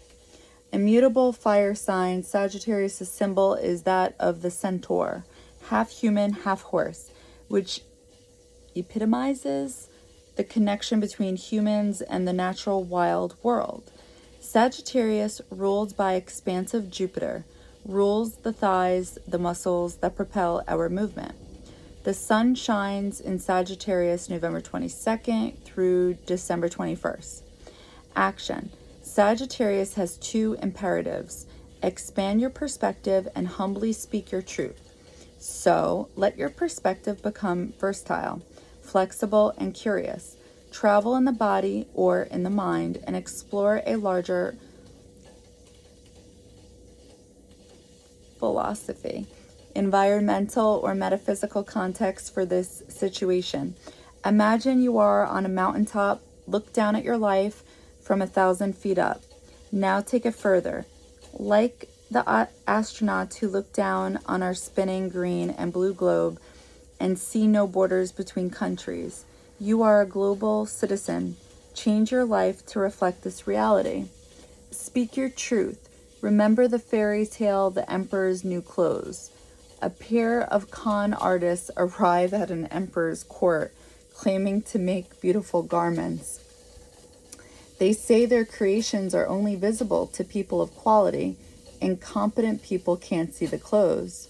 No one in the emperor's court wants to admit they can't see the supposedly intricate garments, and the emperor wears his new clothes on parade. Only one honest Sagittarian style boy speaks up without rancor, states the obvious: the emperor is naked, and breaks the spell. Ask what spell you need to break and speak up. Challenge. Just because you see it doesn't mean you have to say it. Timing and pacing are everything. Be honest, not mean. Ask if what you are about to say is wise, kind, and necessary, as well as true. Watch out for the geographic cure, the belief that travel will solve problems, because wherever you go, there you are. Gift. Honor all your relationships. Sagittarius reminds us that our spiritual path is connected to all our relations. The two-footed, four-footed, many-legged, winged, scaled, and finned, and they are connected to us. Okay. Queen of Air. The eagle is a major player in many Greek myths. She steadfastly assists Zeus on a wide range of quests and is the only animal entrusted with the duty of retrieving Zeus's thunderbolts after one of Zeus's bouts of destructive retribution. The eagle is a symbol of intellect, duty, and honor. It has long been associated with having sharp eyes, powerful talons, and lightning reflexes despite its large stature. Eagles are also associated with skillful action, justice, authority, determination, and liberation. The Queen of Air is a diplomatic figure. She listens to her people, hears their ideas and concerns, and enacts a fair and just plan to organize and progress. She has the greater needs of the kingdom in mind when she rules, and her sharp maneuvering and skillful management of power makes her an admired social figure.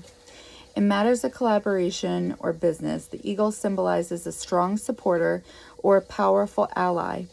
In addition to fierce loyalty and commitment to the cause, this influential person can use their power to bring about action almost effortlessly. They are quick thinking, incredibly alert, and aware of their status, power, and abilities. They will not hesitate to use those attributes to their benefit when it is possible. Okay.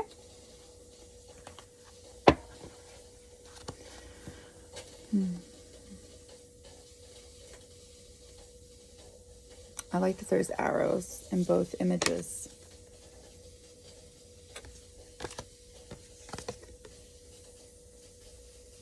All right, that's what I got for you, pile one. I hope that helped. I hope that resonated, and I'm sending you love and light. Bye. Okay.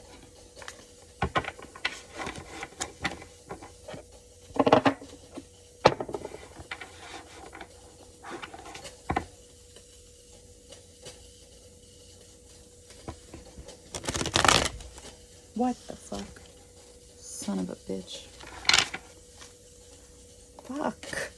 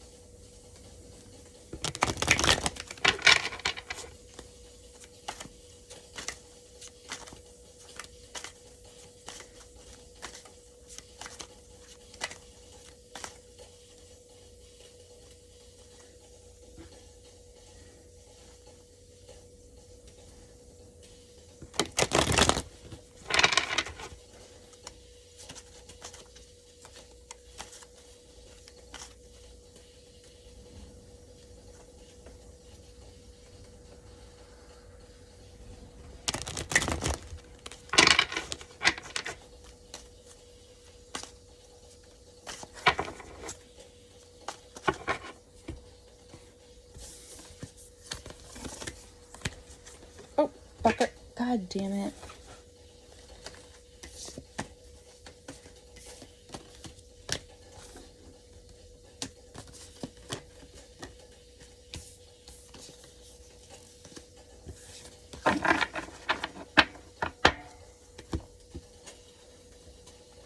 Yeah.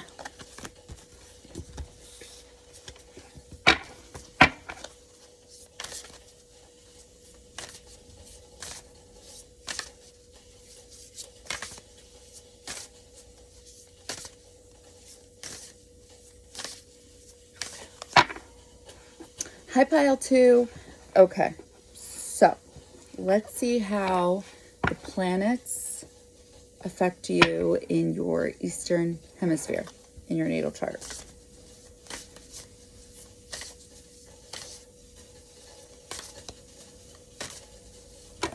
Ooh. Hey. I'm just taking the one. I'm not going to take the other ones. First house, arrival. Seems accurate. Let's get a clarifier. First house, Aries. Ooh, this one wants to come out. Water King in reverse. Seeing the big picture, gaining perspective. Okay. All right. I'm going to channel and see what comes through. How does the Eastern Hemisphere, how do the planets in the Eastern Hemisphere for planet 2, for pile 2's natal chart affect them?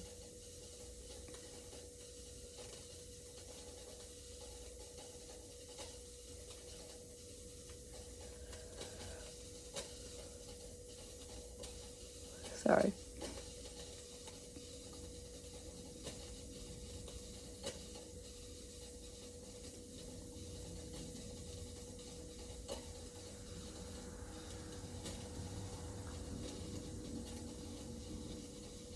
This is interesting.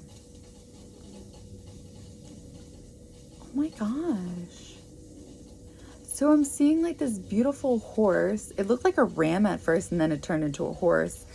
And it looked like it was like charging somewhere, but it was doing it in like this beautiful way. And then all of a sudden it was like slipping into like, not the mud, but something dark. And then like it was definitely like sinking in. And then it's like something, a hand was coming up and grabbing it. And then like then it turned into a horse and it had that hair like from, you know, a horse. And whatever was coming up was playing with its hair. Now I see a charging horse. And it's like something jumps on it. It's like a person.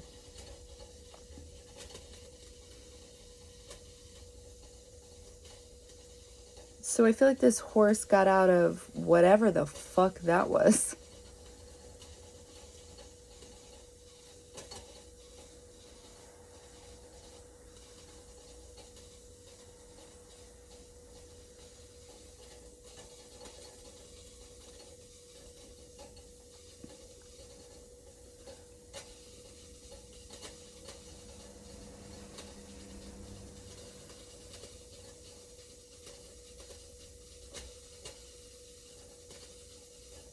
I'm seeing the stars, I'm seeing the sky. But I'm also seeing somebody look at the watch. So it's like I'm getting a little dreamlike energy, but then I'm also seeing somebody like, all right, we've been here for enough time, you know, kind of like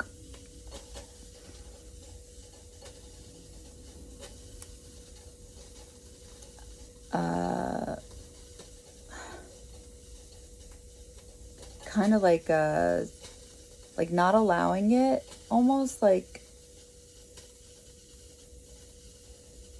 kind of dreamlike, and then kind of coming in and just being like, okay, we've been here long enough, something like that.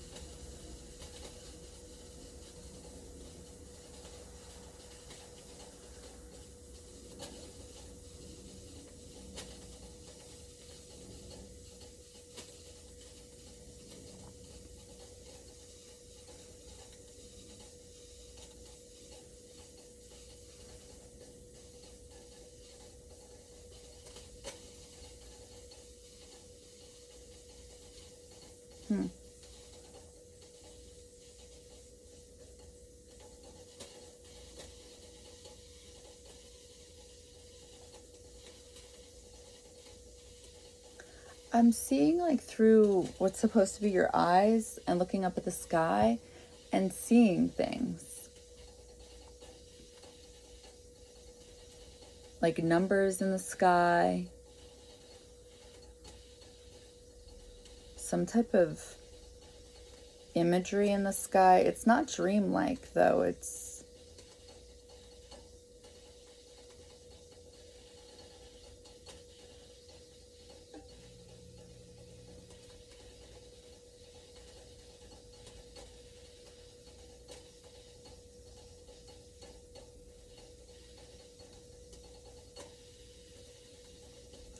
what is this?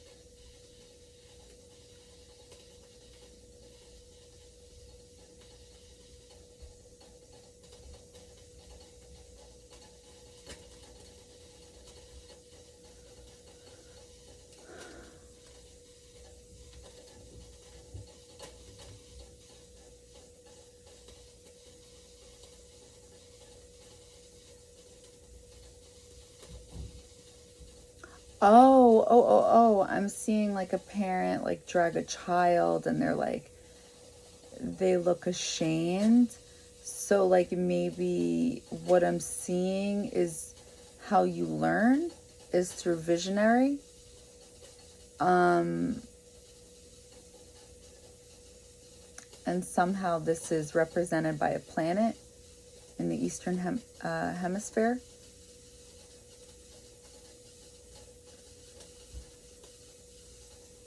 So it's like the numbers, the imagery I was seeing in the sky, it's like it wasn't coming through as daydreamy, like it's because the way you possibly learn is different than how most people learn. And maybe you were ridiculed by this or put down. It has something to do with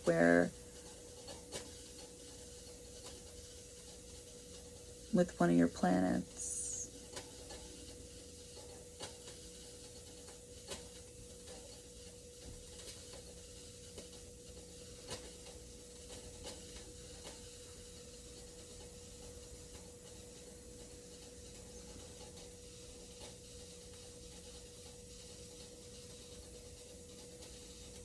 Something about like people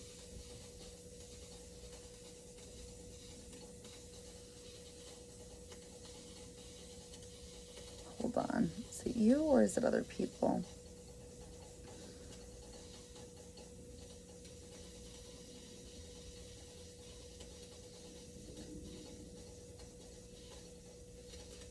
It's either you or other people where they feel like they can't get to you. And when I say it's either you, I mean you feel like you can't understand something. Like you're in a hole or something like that. But you see something and it's like you...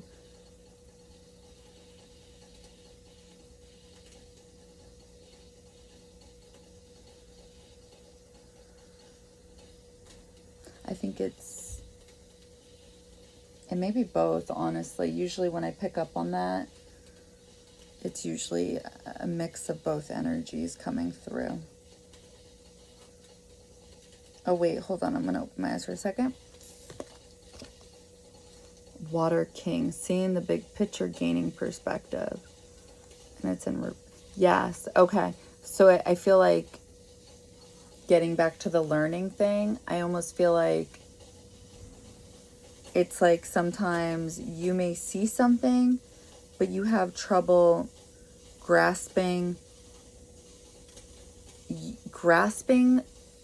something, but yet seeing something. I don't know if that's going to make sense, because it's like I was seeing something, but yet but yet you weren't getting it, and you just kept digging, you kept falling. But yet at the same time, I felt like it was other people too. Like the energy was like they can't get to you. But yet they see you, but like there's something about you they feel like they can't get to. I almost feel like this is embodying two messages within the same card, which is very possible. Okay.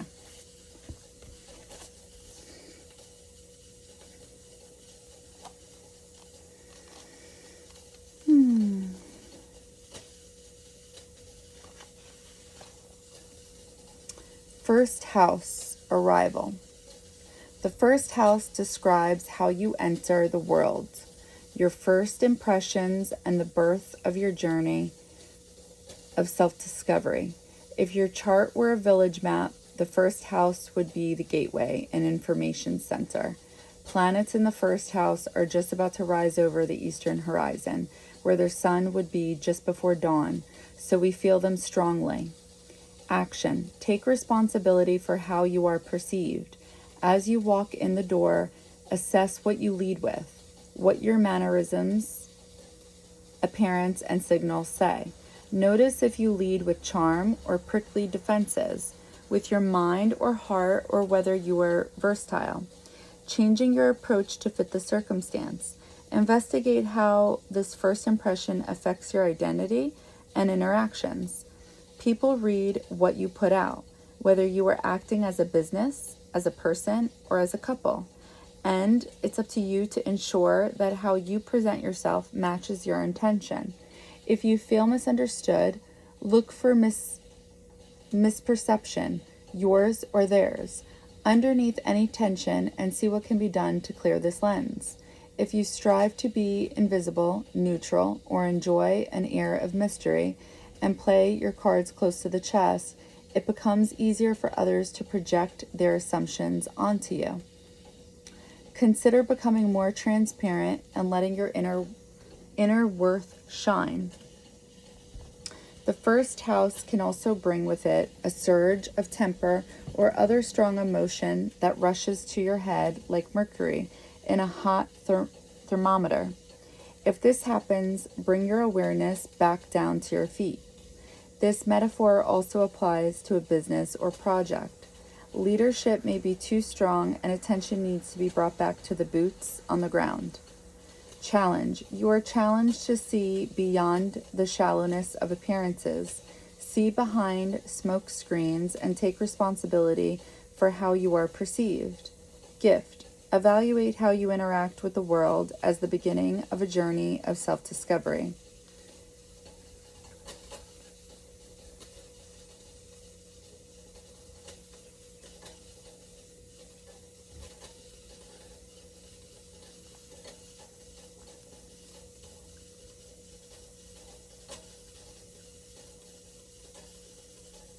Okay, let's read the card.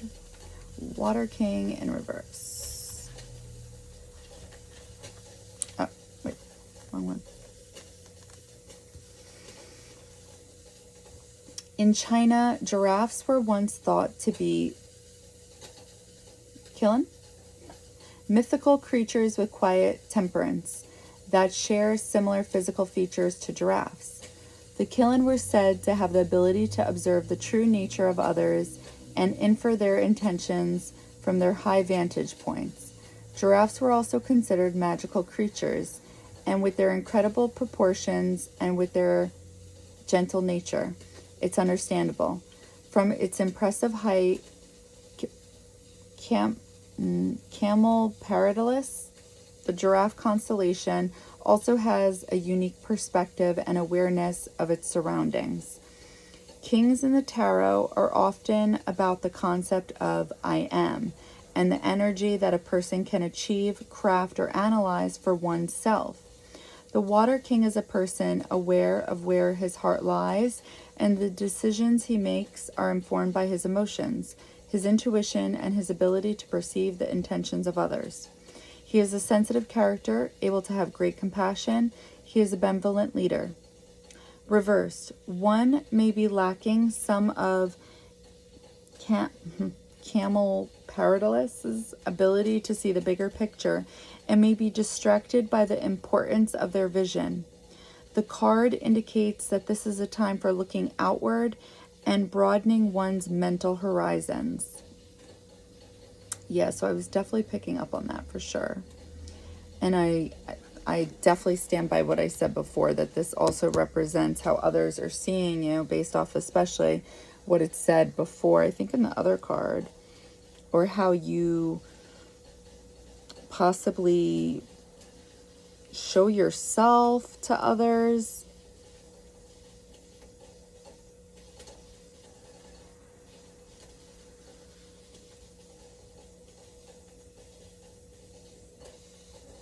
The Water King is a person aware of where his heart lies, and the decisions he makes are informed by his emotions, his intuition, and his ability to perceive the intentions of others. He is a sensitive character, able to have great compassion. He is a benevolent leader. I read the wrong line. Fuck.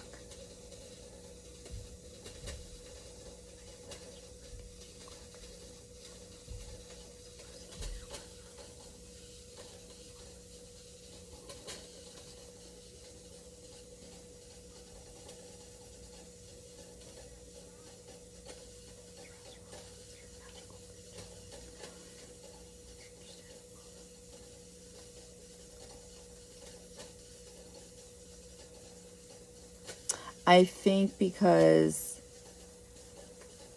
you may be lacking to see the bigger picture, possibly distracted by the importance of the vision.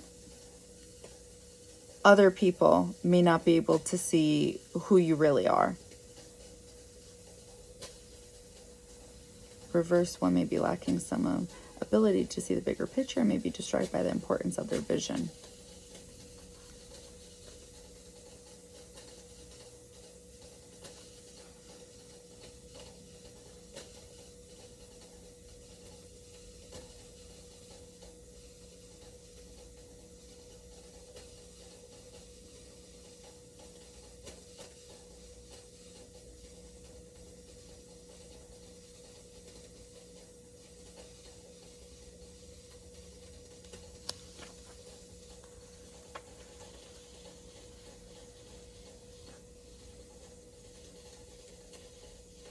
The card indicates that this is a time for looking outward and broadening one's mental horizons.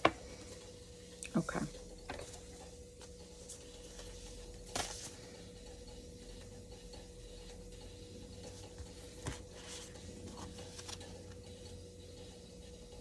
Yep, challenge. You are challenged to see beyond the shallowness of appearances, see behind smoke screens, and take responsibility for how you are perceived. Yes, okay, so there's a huge message here. So you may not be being perceived for who you truly are, but that's because you may not know who you are. Okay, so how do the planets in your Western Hemisphere affect you in your natal chart?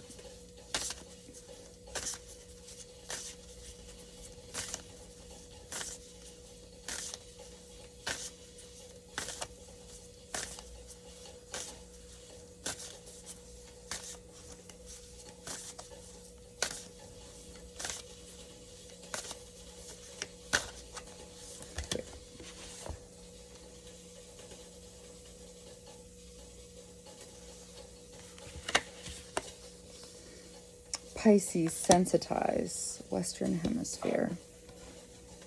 Let's get a clarifier.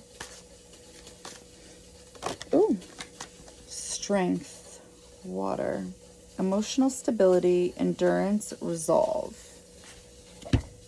Okay. Ooh.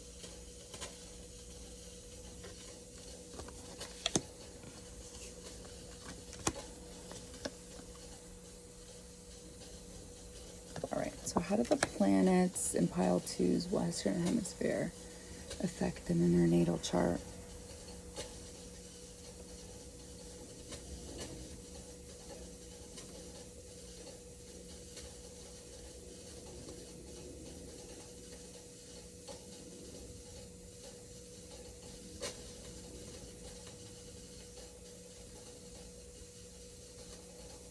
So I feel like I'm seeing you as a fish, and I feel like I'm seeing other fish like kind of come at you.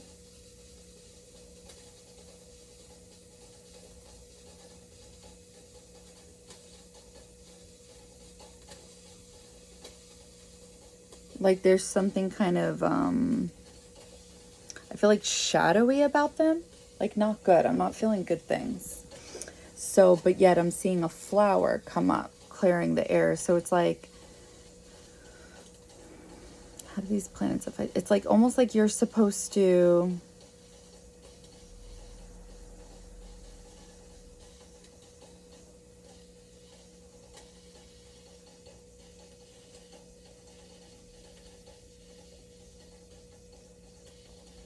either ignore it or just see the bigger picture.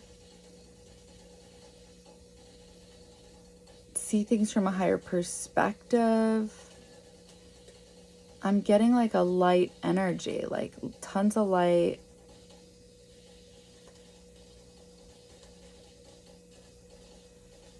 Something to do with your path. I'm seeing a crystal ball, and in the crystal ball, it's your path.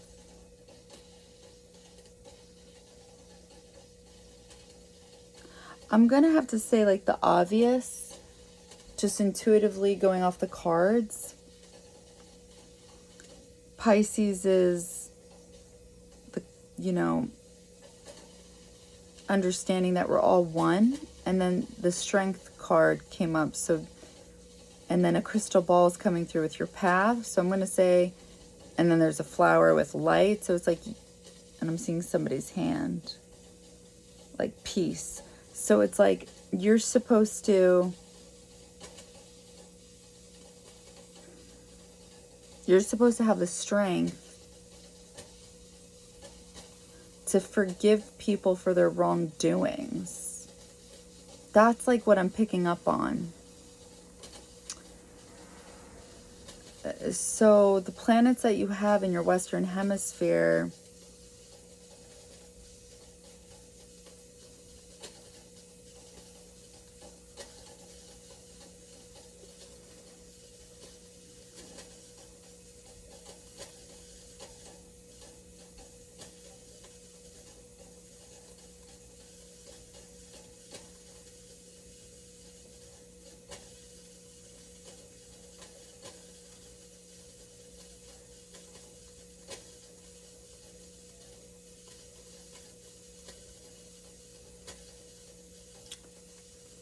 yeah, nothing else is coming through.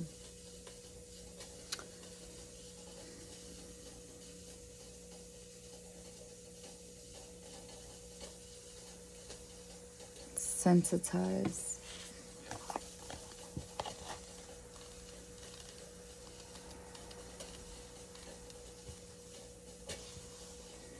The symbol for Pisces is two fish, usually swimming in opposite directions. Pisces rules the feet and resonates with wetlands, streams, and ponds, ruled by expansive Jupiter in traditional astrology and by intuitive Neptune in modern astrology. Mutable water sign Pisces calls us to sense our dreams and intuitive perceptions for the trickles and streams of understanding. The sun shines in Pisces February 20th through March 20th. Action. Pisces asks us to swim in the ambient pool of emotion and be moved to compassionate action. With Pisces, think of vast watery landscape with streams meandering over fields, through ponds and swamps, where the different elements and diverse species flow together in one subtle, boundaryless, and fertile landscape. Appreciate all the diverse voices in a situation and take them as tributaries to your river. This complex ecology has so much more to say and is so much more robust than any simple monoculture.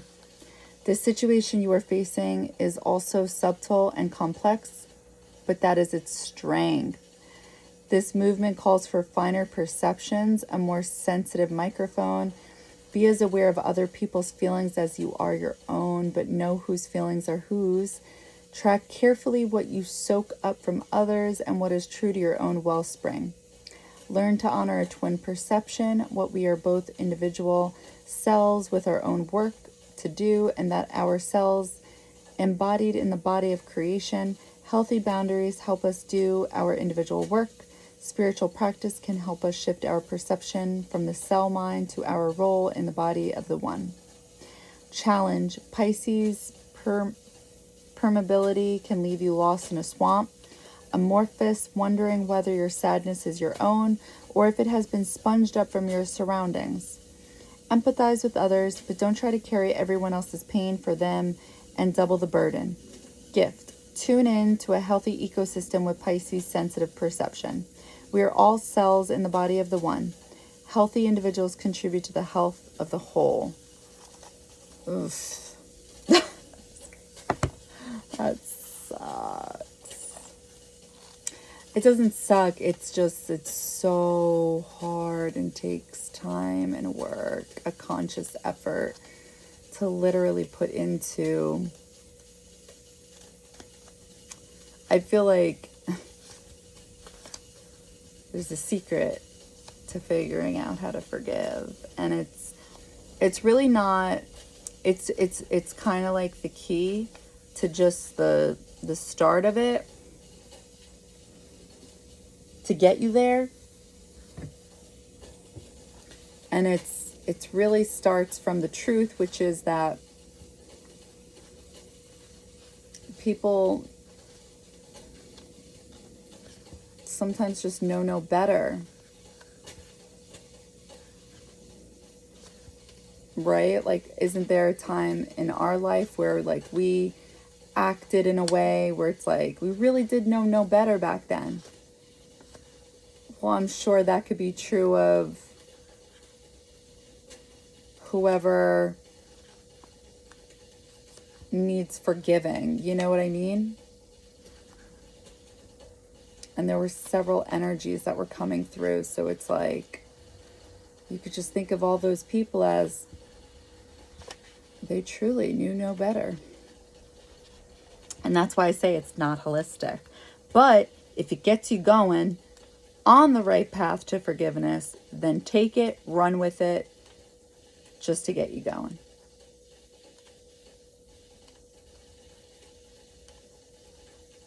Where the fuck is this card?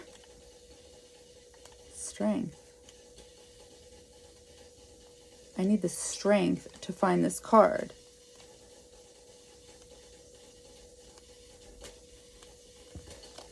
I need the strength to get through this loud, obnoxious heater.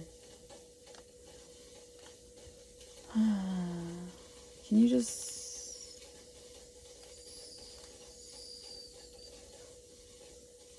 Strength. One more time. Say it one more time.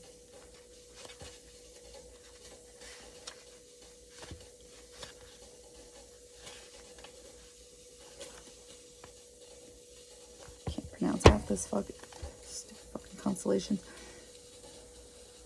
Puppis represents the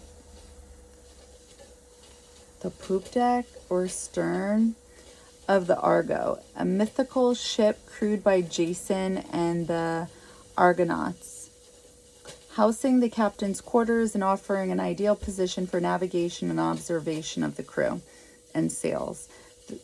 The poop deck is the beating heart of the ship. This card depicts the Argo as it travels away from the viewer, having safely pushed its way through waters thick with peril. There have been many studies about the idea of adversarial growth, and the idea that what doesn't kill us makes us stronger. Olympic athletes employ a method of creating a combined constructive and illusory alternate reality in order to assist them in perceiving a positive outcome to their efforts during the sport. There is a certain element of positive self-deception involved when dealing with uncertainty, and it is proven that adopting a positive attitude may provide more than just emotional comfort in the outcome of the trial. Upright, this steadfast image symbolizes emotional stability and strength despite trying circumstances. A strenuous and emotional journey may be coming to an end. From one's vantage point on the poop deck, a person can call the shots, rally the crew, and move forward out of the perilous waters of the past. Cool.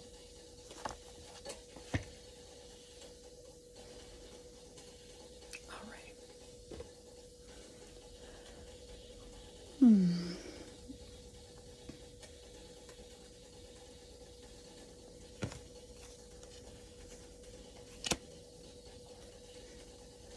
So what do we have so far for you? So the Western Hemisphere may concern a lot of people possibly hurting you and needing the strength to forgive them. Eastern Hemisphere,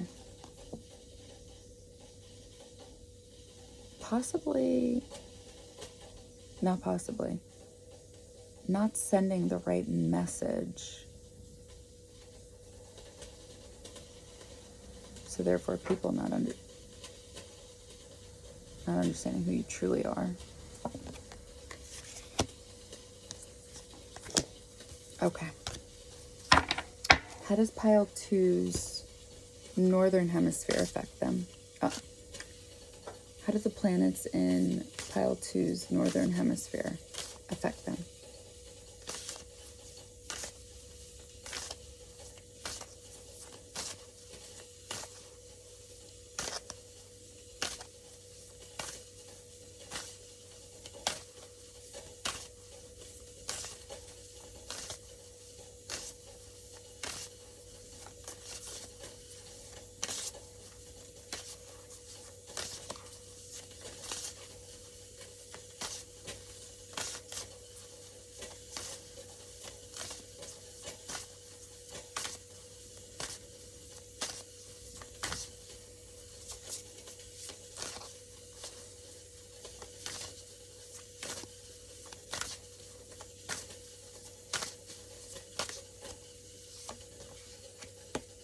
Cancer, immerse.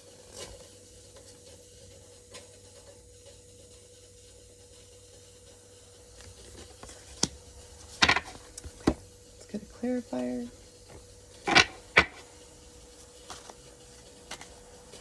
Ooh, that came out quick. Night, air, Orion, skill, ambition, momentum.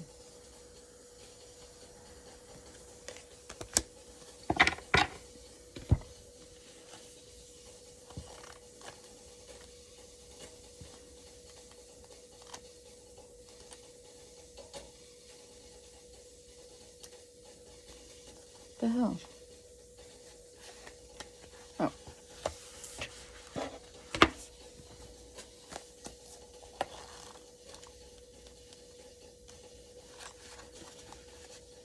Okay.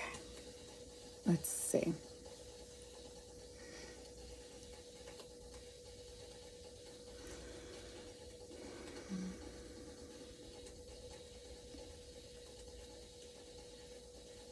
Seeing plants, crops. I'm thinking growth. I see a lot of light.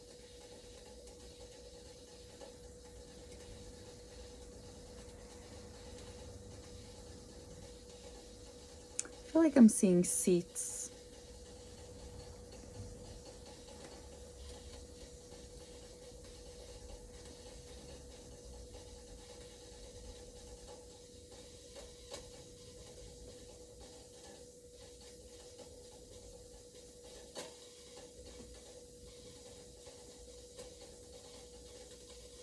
I feel like somebody's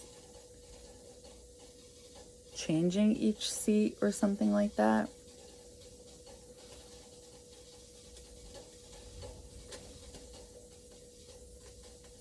I don't know. I really can't see what they're doing, to be honest, but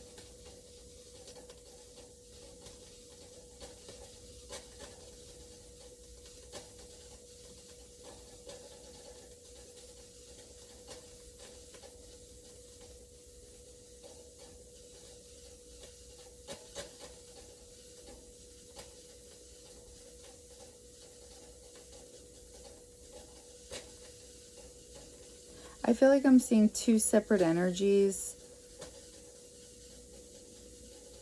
Something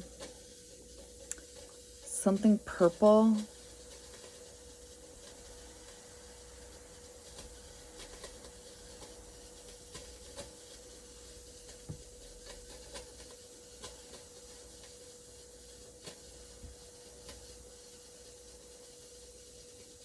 It's a new scene. I'm seeing somebody walking.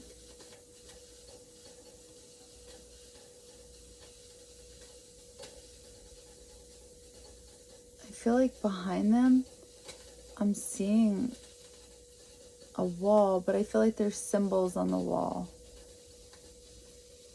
Like, I don't know why I'm feeling like, but it's not. Like hieroglyphics. So it's like symbols I can't make out. Symbols I don't understand.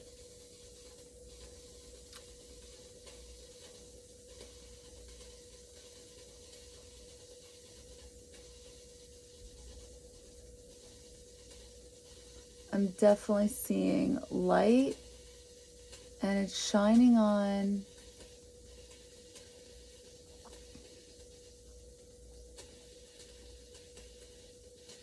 a timer, but it's like it was a cover-up.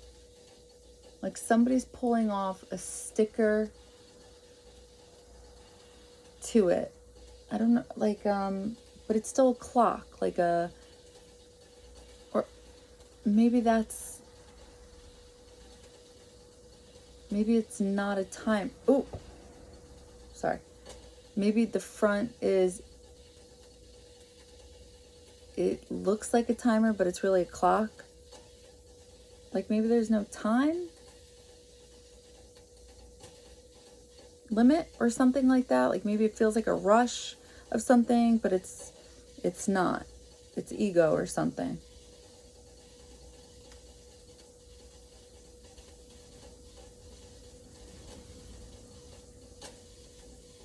I see green. I see somebody with sunglasses.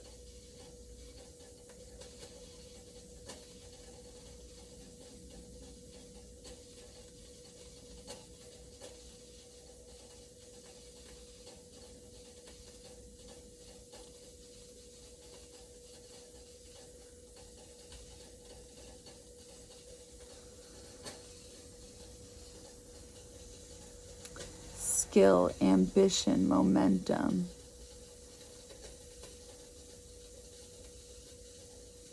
How does the northern hemisphere, how do the planets in your northern hemisphere affect you?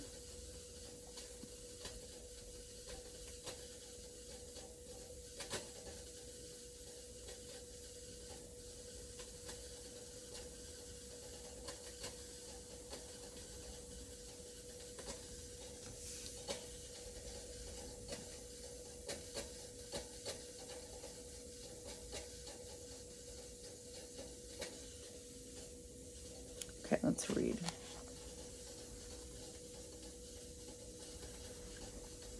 Cancer is symbolized by a crab who asks us to dive deep into the sea of emotion and come back home again. The crab always carries its protective shell, however. Why do I keep reading the inflection wrong? The crab always carries its protective shell, however. This moon-ruled cardinal water sign signifies nutrition in and out of the body and is connected to the breast and stomach. The sun shines here June 21st through July 22nd. Action. Be the emotional leader and connect with the parent archetype. Ooh, that's deep. That 1000% was the walking. And the wall behind you was like the hieroglyphics. It's almost like a language you don't understand. A language of nurturing energy. Damn! Be the emotional leader and connect with the parent archetype. If you're in need of parenting yourself, reach out to the Divine Mother and Father, to the earth beneath the sky, above and feel held. Once you feel fed by spirit, it becomes easier to accept the ordinary human limitations of the people around you. If you're called to parent others in the situation, whether in love or work, do so with a balanced approach of honest feedback and support and self-care. Nurture without enabling.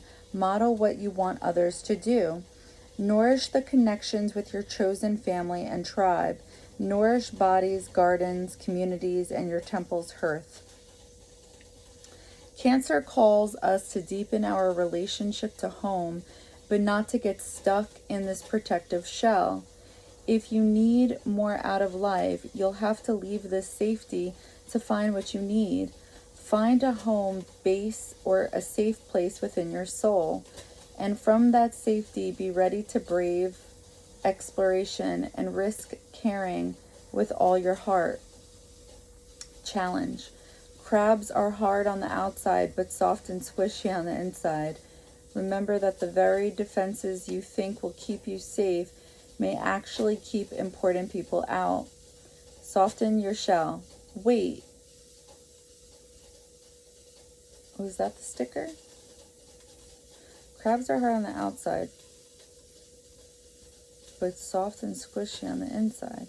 Remember that the very defenses you think will keep you safe may actually keep important people out. Maybe not. Soften your shell.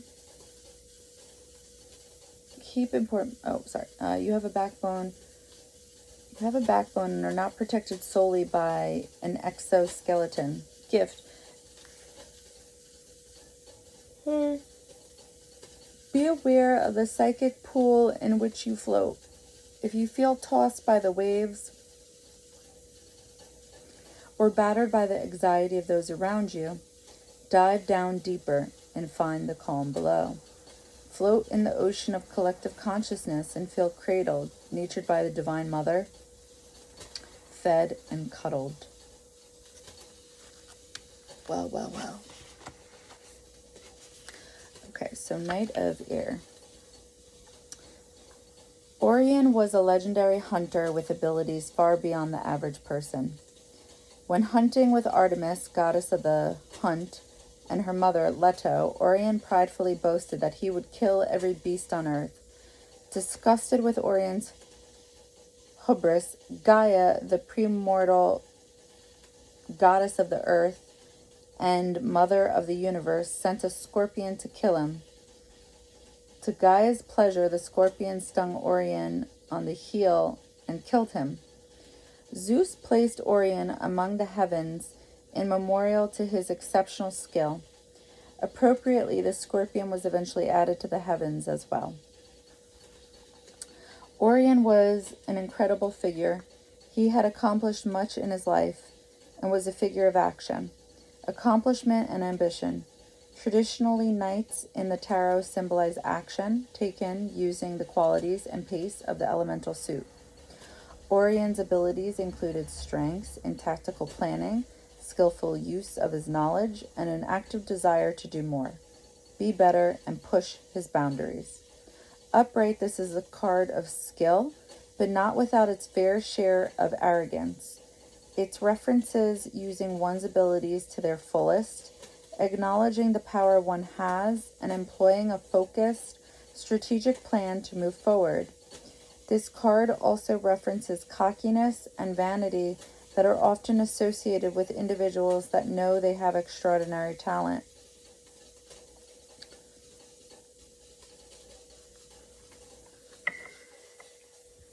I feel like this was the movie theater. Something happening in the dark. Something was moving around and I couldn't see it. Knight. The Knight of Air.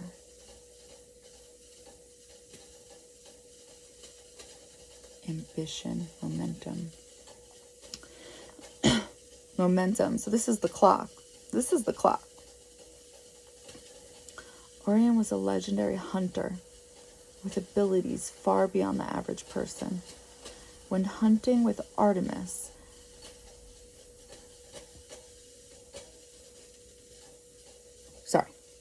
when hunting with Artemis, goddess of the hunt, when hunting with Artemis, goddess of the hunt, and her mother Leto, Orion pridefully boasted that he would kill every beast on earth.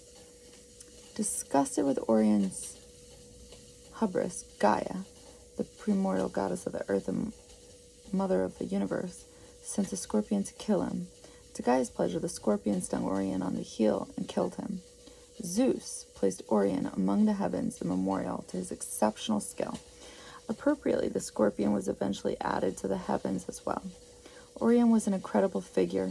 He had accomplished much in his life and was a figure of action, accomplishment, and ambition.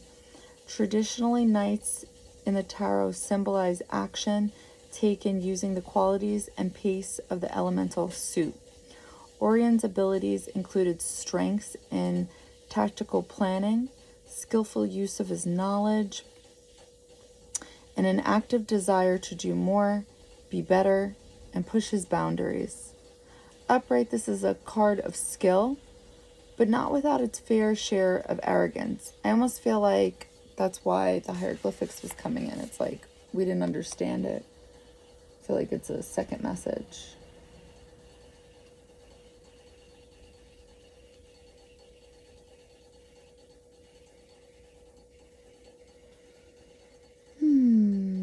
Remember that the very defenses you think will keep you safe may actually keep important people out. Orion's ability... Oh, wrong one. It references using one's abilities to their fullest, acknowledging the power one has, and employing a focused strategic plan to move forward. So it's like with your northern hemisphere, whatever planets are there, there may be some type of, you may feel the need to keep it moving on something, even when you don't understand something. Cockiness and vanity that are often associated with individuals that know they have extraordinary talent. Or it could be just as straightforward as that. But I don't really like to go by the book. I like to go with what I see. Skill, ambition, momentum.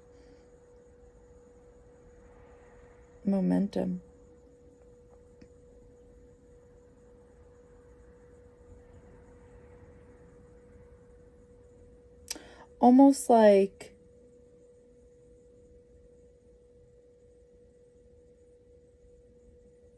feeling like you need to go fast with something, but it's like you don't. It's like your ego kind of puts this on you, like a pressure on you. But it's like it may be your downfall because you may be moving too fast with something and it's like you don't even understand clearly. Okay. How do the planets in your southern hemisphere affect you? Ooh, okay. Dignified strength.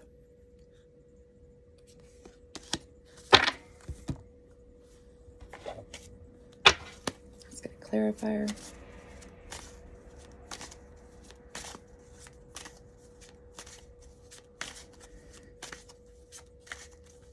Ooh, no, hell to the no. Don't think so.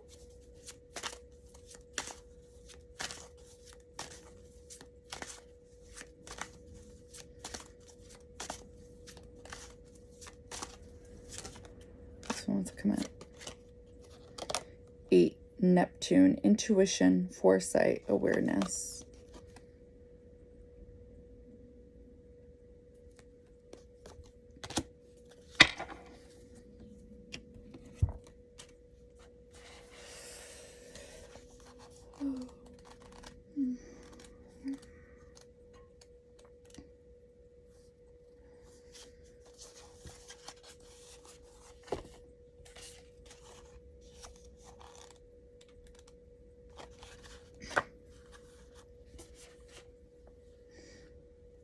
Okay, let's see what I got for you.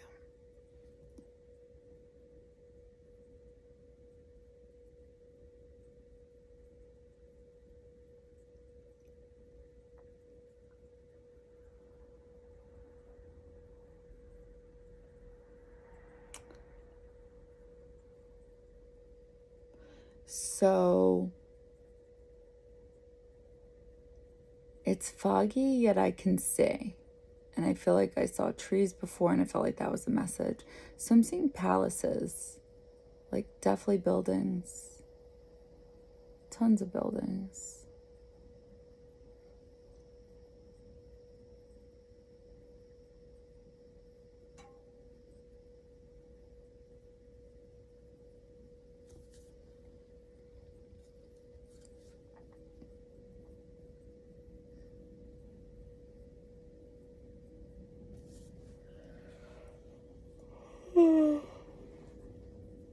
Sorry. I feel like I'm seeing blue. Definitely seeing scrolls, like messages. I feel like I'm seeing newborns, like babies.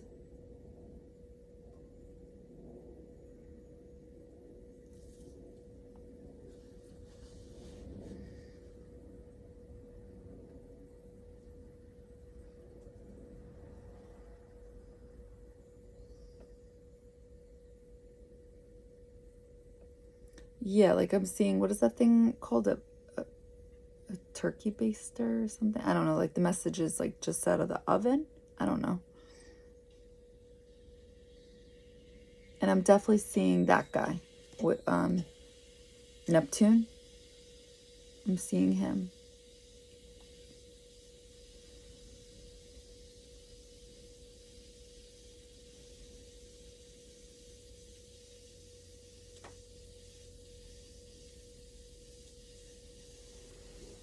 And energy is coming from him.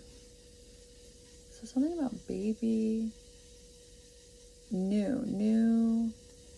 So Neptune is psychic abilities, imagination.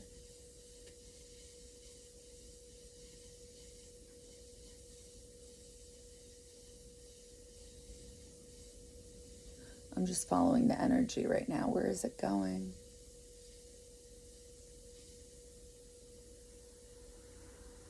I feel like I'm seeing a bunch of washing machines, like a cleanup. Like somehow these, and it matches the baby, you know, like it's something new, it's something clean, it's like a new start or something.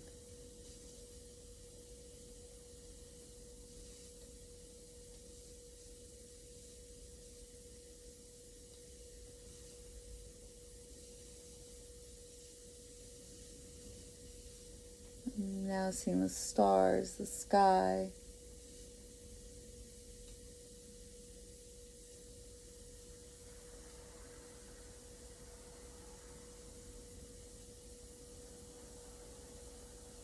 I felt like I was seeing the number 4 for a second, which is stability, firm foundation. Like something's opening up. What was that? I just saw a spark. I feel like I'm seeing the Eiffel Tower open. I don't know if that makes sense. I mean, it doesn't, but a ball comes out. It's like you're in a ball, like a hamster ball.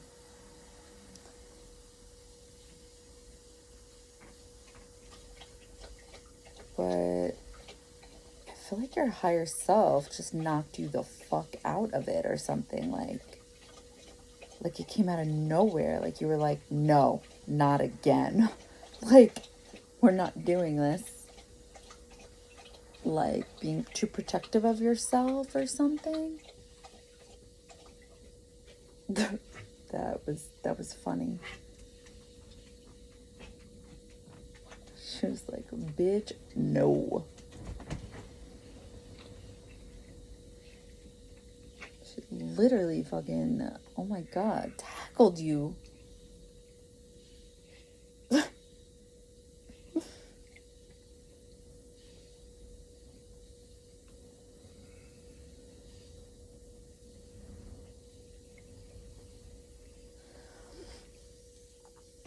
What is this? Oh, Russian roulette. Okay, taking a gamble. Oh, no.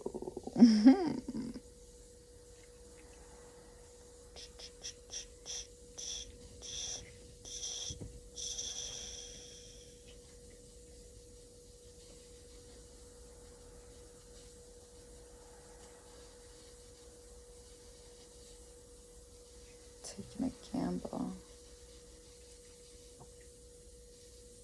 What are you taking a gamble on?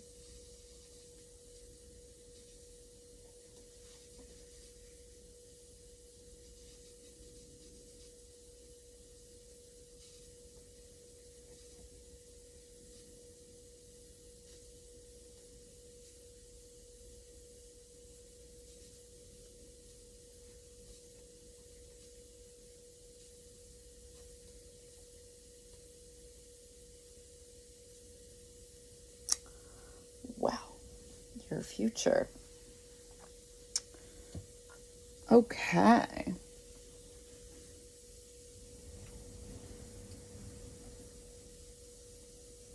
Intuition, foresight, awareness.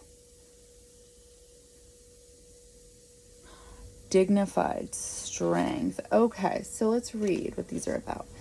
A planet is at its strongest when it is essentially or accidentally dignified in a sign or placement that aligns.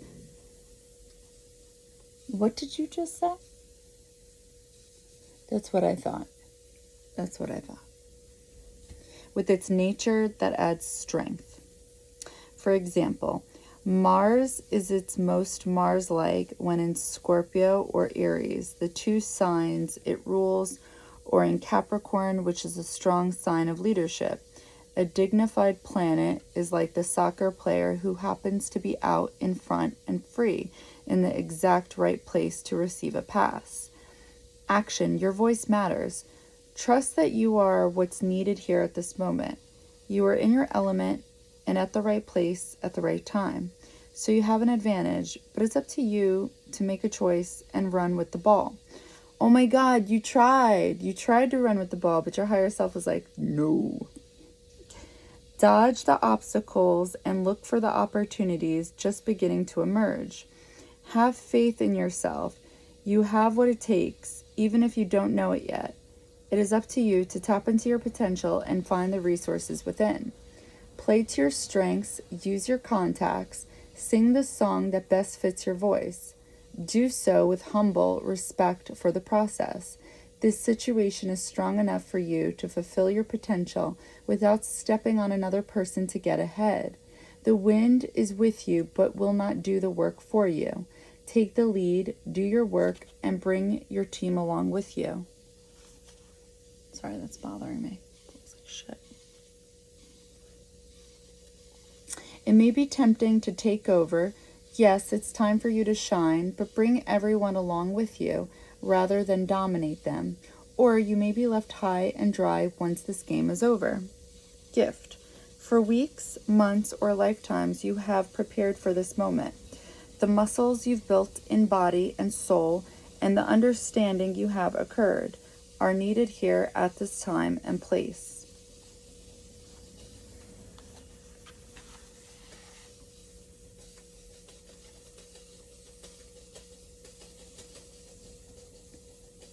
As the god of the sea, Neptune has inherited many of the watery qualities shared by the elemental symbol.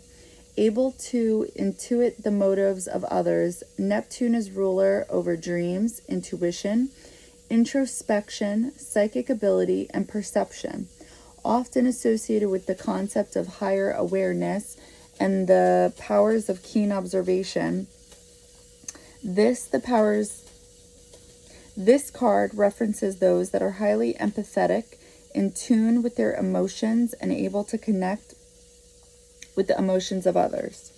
Neptune's trident, with its 3 prongs, symbolizes harmony between the mind, body, and spirit. Neptune amplifies the ability to call on one's intuitive powers. This is a card of keen perception.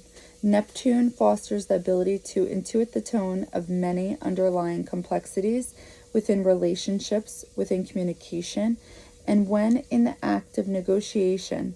This card represents a heightened awareness of both opportunity and danger in any situation, with an emphasis on foresight and circumspection.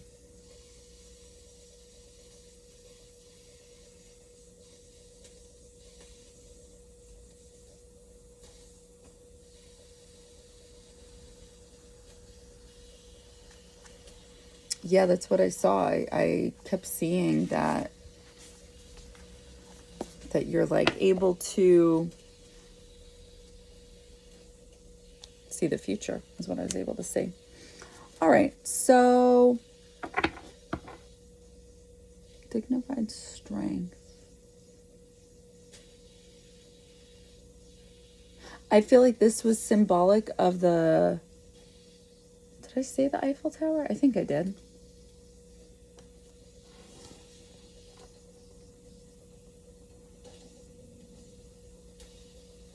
I feel like the message is the strength to trust your intuition, the foresight, the awareness that you have. Because you know what it's all about? It's trusting in the things unseen. Okay, so what is Spirit's advice to you? Let's end it on that note.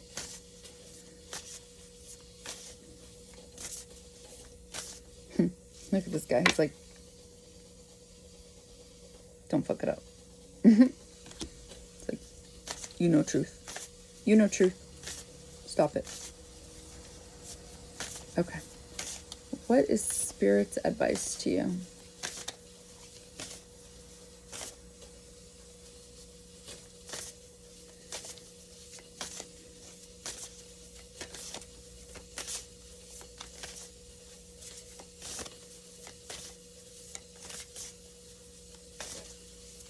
Ooh.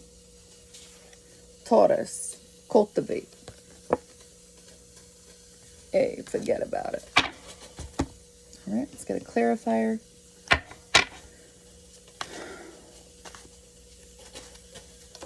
Ooh. Dark matter. Unseen forces at work. Karma. Whoa, whoa, whoa.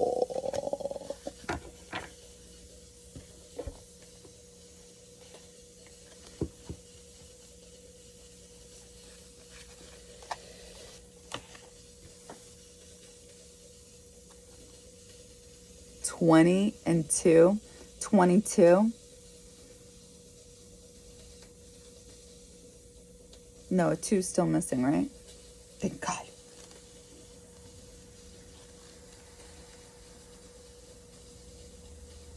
Yeah.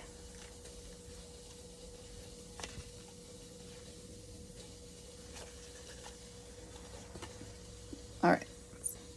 What is Spirit's advice to you?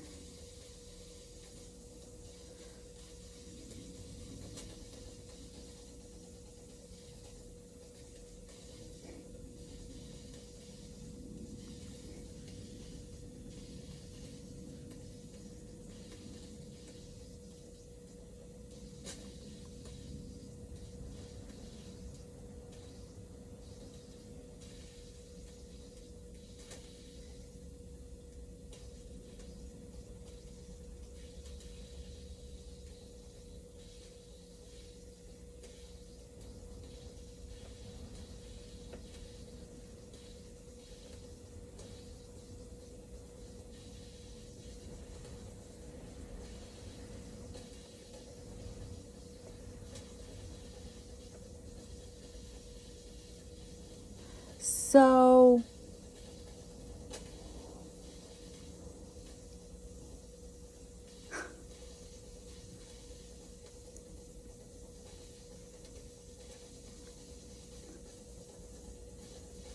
to clean up your mouth, I'm seeing roses come out of your mouth. I'm seeing the triangle, a higher consciousness. It's like, and balancing and just like, just refining how you speak, you know, like, it's like it's there, but you choose not to.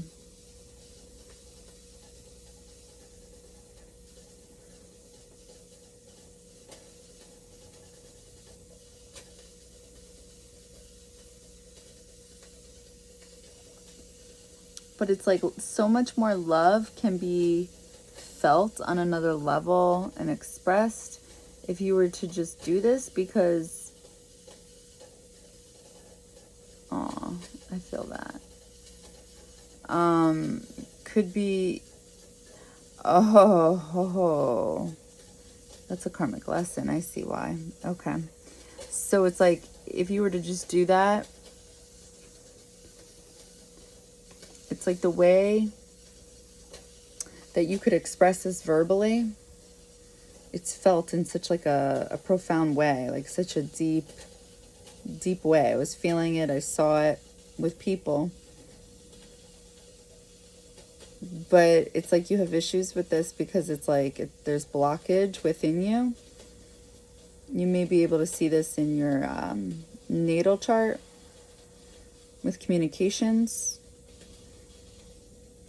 But it's just something you have to work through. It's there. You're meant to work through it. It's just a karmic lesson. So usually when that happens, when it's in your natal chart, it means that those are the people who actually can speak really, like, really beautifully, but it's like they have to work at it. Oh my God, I thought it cut me off. I was like, no! But it didn't. Okay, so Taurus, cultivate. Taurus asks you to hold still, dig in, grow roots, and strengthen over time. Manifest in a practical way, signified by a bull standing in its field. Taurus rules the neck and voice.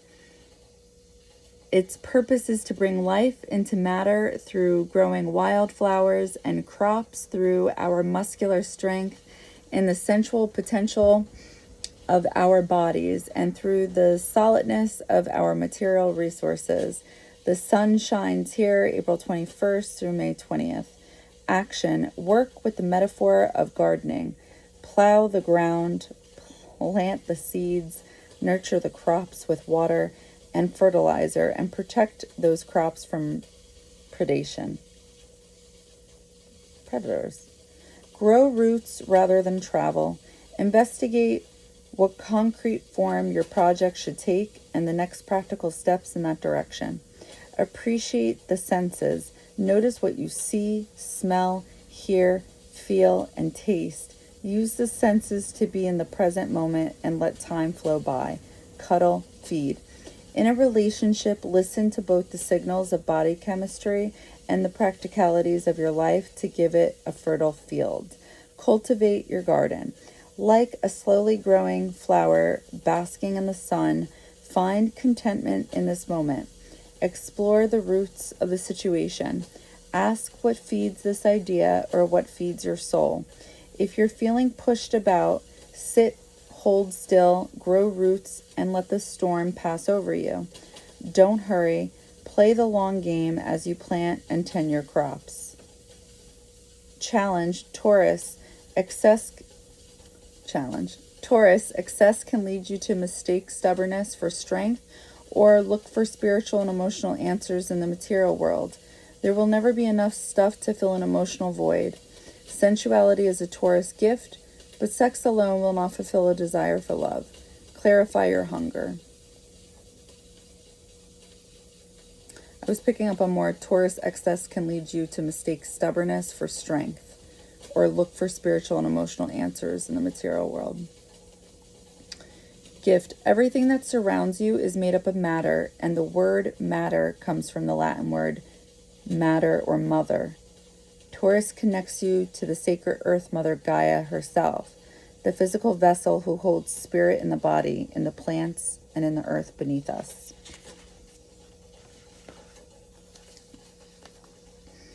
The universe is held together by dark matter. Though it cannot be seen, its existence can be perceived through its effect on the vastness of space.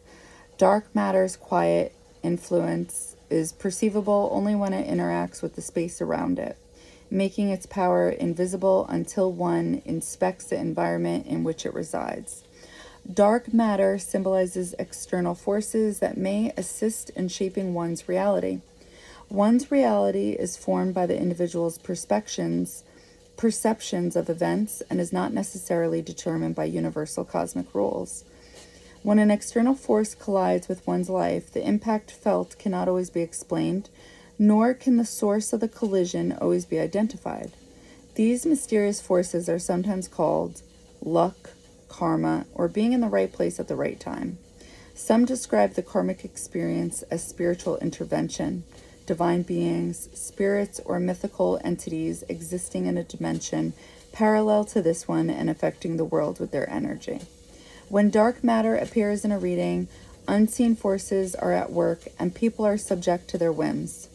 It is a good time to take things as they come and adopt a cooperative attitude with whatever manifests. What will be, will be. And that's what I got for you, pile 2. Overall looks good.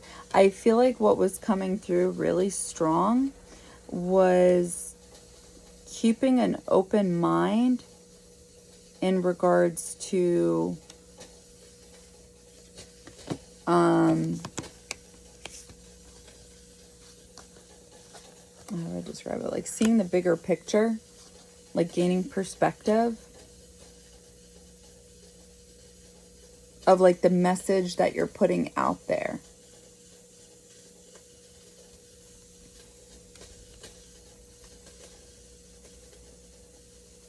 There's a message about having strength to forgive people even when they've wronged you. I did see that. I saw a lot of annoying energies, like kind of like picking on you, like there you were, and then it's like they were just kind of coming and like not leaving you alone.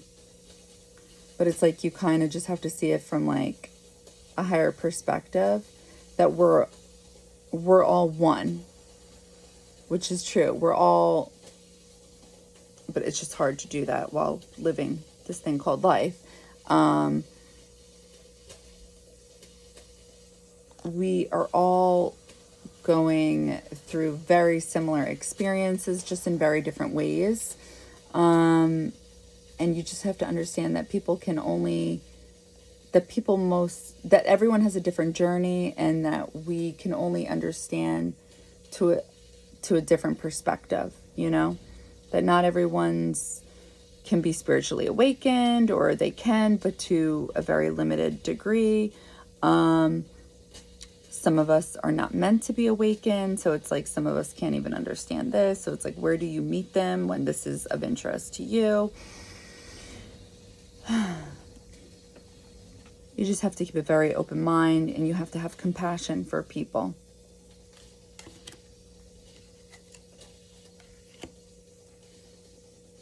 Intuitive, believe in your intuition, even if you don't see it. Because that's the point of intuition.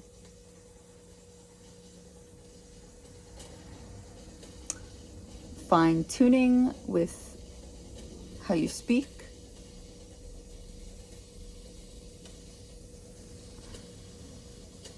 Don't carry through with something, or like move forward with things if you don't understand them. Something like that.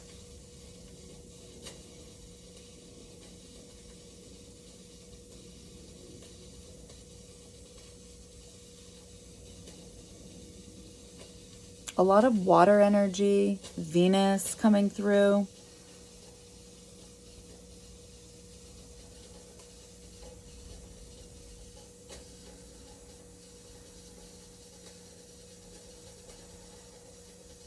I feel like a message is like, trust yourself.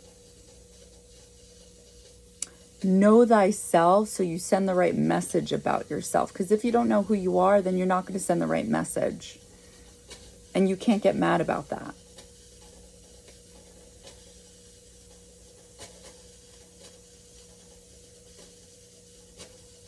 Okay. That's what I got for you. I hope that resonated. I hope that helped. And I'm sending you love and light. Bye.